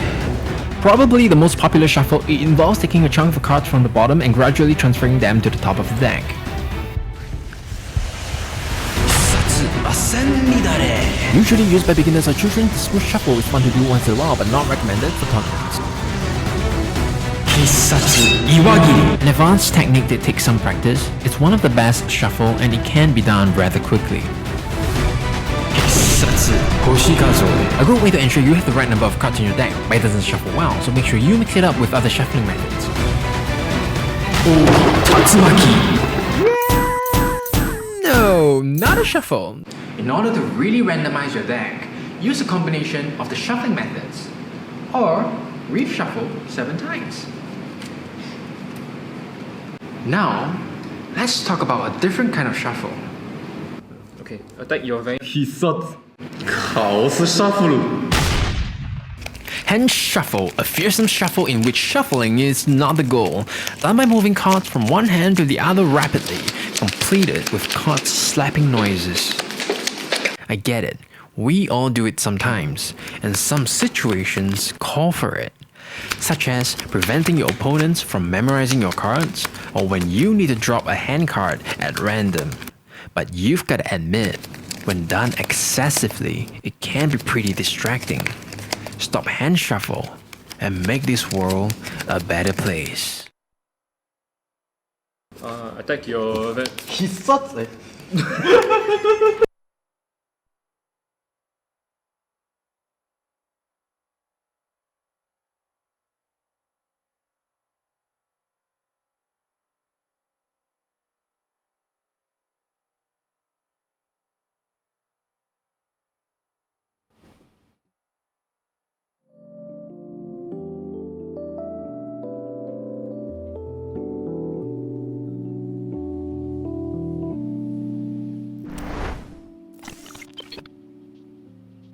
Welcome back, everyone. Yeah. We're gonna bring on Simon the champion very, very soon, and we're gonna have a nice little interview with him. Look at him right there, Simon. Welcome, Simon, and congratulations. Well done. Thank you. You did well, man. You did well. That was an amazing play. I was pretty surprised. How much did you practice for this time? Let's be real. How much did you I practice? think it was 3 days, 3 nights, start of the week. Wow. 3 days, 3 nights. Wow. That's dedication right there. I mean, we haven't heard your voice in a while, right? Since 2019, right? Yeah, And I mean, in a while. in a while, you came first, but now you're back and you did it again, undefeated. How does it feel? It's different. Last time I just barely managed to get through to top cut. This time I secured my top cut. I'm very confident this time. Okay. I can see that because I noticed that during your play, right, you have a very confident mindset. Is it right to say that when you go into play, you kind of like throw defenses out of the window? Because you already know that if you have the key pieces in your hand, you will guarantee a victory. Is it right to say that? Pretty much. It's like holding your win column in your hands. So yeah, then the defenses just like go out because you keep charging. Because you notice that you charge your like sentinels, you call out your Hill Guardians without any hesitations. That's a lot of confidence you have there. Yes. My opponent's playing a deck that requires striding, so obviously because he needs stride, I play grade 2 game with him to make sure I get the first stride. Definitely, that was a great move. Yep. And I mean, is Nightmare Doll best deck? What do you think of the format so far? Oh, this? How can I say not? but what was the mind? But what made you choose Nightmare Doll? Was it the consistency? It was very consistent. First of all, some background information is I was originally intending to play Regalia throughout the events until I asked Lee Derek Dow what they've been testing, and they gave me a Nightmare Doll list. After that, I jammed it really hard for 3 days. And I went to my friends and asked them for all the parts, and I just happened to have all the parts necessary. Oh, the stars aligned, you say. the power of friendship, right? Power of friendship brought it home. And I mean, were there any moments in the tournament that really stood out to you that you remember clearly, or not really. There was a lot of exciting moments. There was a lot of excitement. I needed to trigger to win some games. Okay, all right. I think I understand how it goes. But you have to play to your outs, right? You have to play to your outs, and I found my only ways for some of my games. Yep, that's how it is. That's how it is.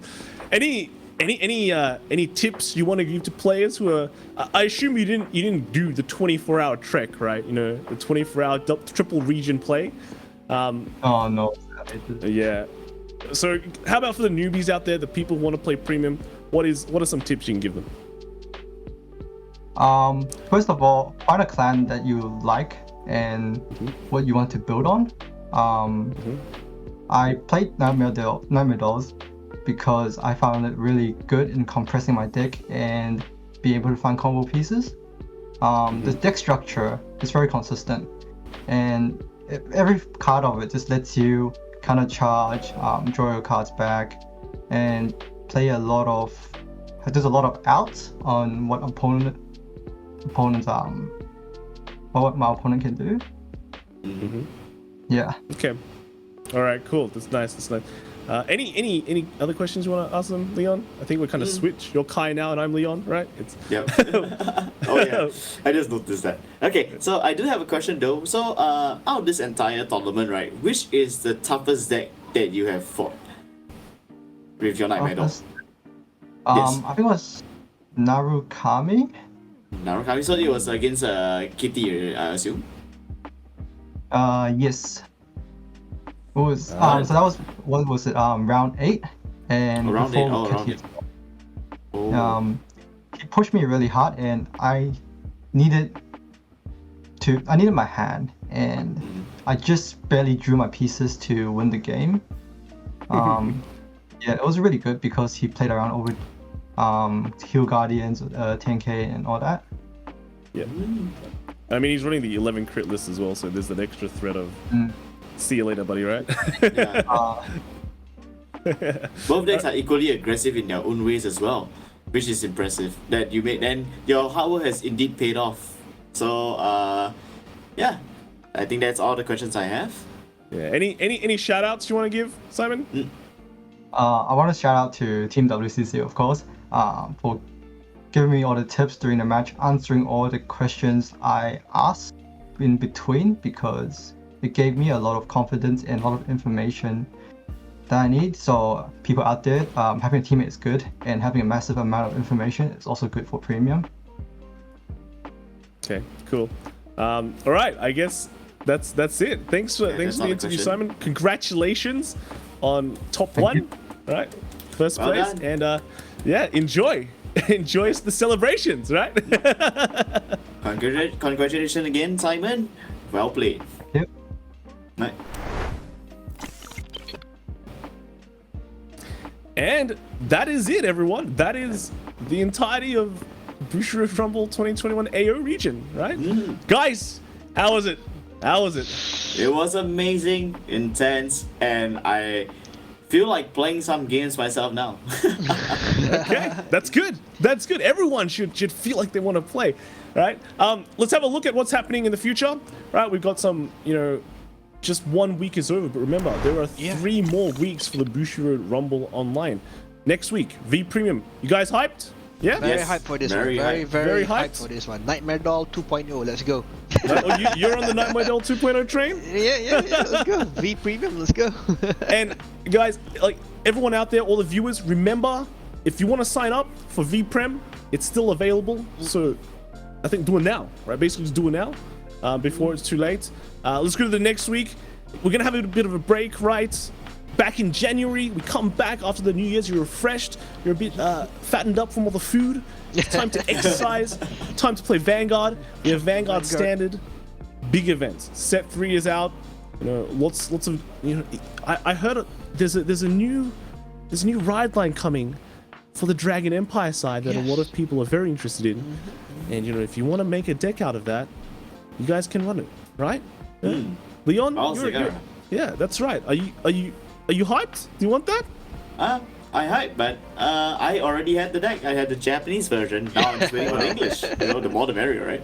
It's called Valley. He's double dipping, right? Just like the Valley Leslies, right? Go! That's right. Last week, Weiss Schwarz fans, it's you. You guys are the last time. Last time for BSFO, Weiss Schwarz was first, but now you're the ones that are gonna end the event, January 15th.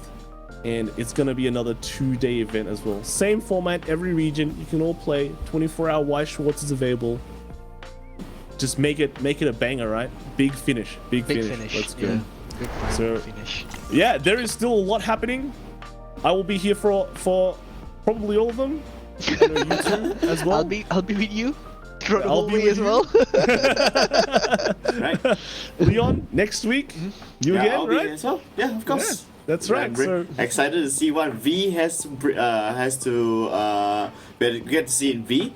I'm very excited for that as well because I also play mainly V as well. I really want to see this. Nice. Are you guys gonna chat it up to play in other regions as well? I think we can still sign up for V. Yeah. Standard signups are later, guys. Standard signups will be much later, closer to the January. It's usually like just a couple of weeks before. Just keep an eye out for it. You can check when the signups are available on the BRO official website, and then you'll know all the information that you need. All right. So guys, let's have our final say or final line. Leon, let's start with you. Yeah, of course. Thank you. Not much, but do remember the fun has not. We are not ending here yet officially because we still had the EU side as well as the NA side as well. So the fun has not as a matter of fact, we have just begun. That's right. The fun has just begun. Right? Yes. All right, Amar. What about you? Well, first of all, thank you, Simon. You brought back the Pale Moon Supremacy. We haven't had that in a long while. Yeah, so it's good to see that coming in. Of course, a shout out to Derek. Derek, you are going in the top 8 in EU. You better bring your A game there. Yeah, we're gonna be seeing you shortly. In any case, guys, thank you. Kai, Leon, thank you so much. This has been an exciting 2 day. Excited to be with you guys again for V Premium. Nice. It's good to have you both as well. Yeah. Yes, it'll be fun, guys. Like the others have said, the other regions will be having their top 8s today, although we are ending a bit shorter than before because there's less rounds. They will be happening at the same time as they started yesterday. So in Europe, I think it's in around 4 or so hours, and in NA, it's a bit further down the line. Further down the line. Yeah, that's it from us. I'm Kai. Yep. Leon. I'm Leon. Amar. Yep, that's right. Yep. That's it for us today. Remember, have fun everyone, and enjoy yourselves. Make sure premium's fun. Premium's fun. It's long, but it's fun. Yes, and come join us for V Premium as well next week as a player or as a viewer. All right. Yes. So, anyways, all right. So see you, and remember to stand up the Vanguard. Yes. All right, stand up the Vanguard. Yeah, we're gonna be ending with that. Yeah, we're ending. See you, everyone. Bye. Ciao. Weiss Schwarz! to make your move, little sister. Then I guess I'll attack your character. Aha! I saw that coming, and I'll counter your attack with me! Ruby, now coming to Weiss Schwarz. As an English edition original. Trial Deck Plus, Booster Pack, and Supply Set. On sale December 17th. Bushiroad! Cardfight Vanguard Overdress! Power up your deck with these new cards! Journey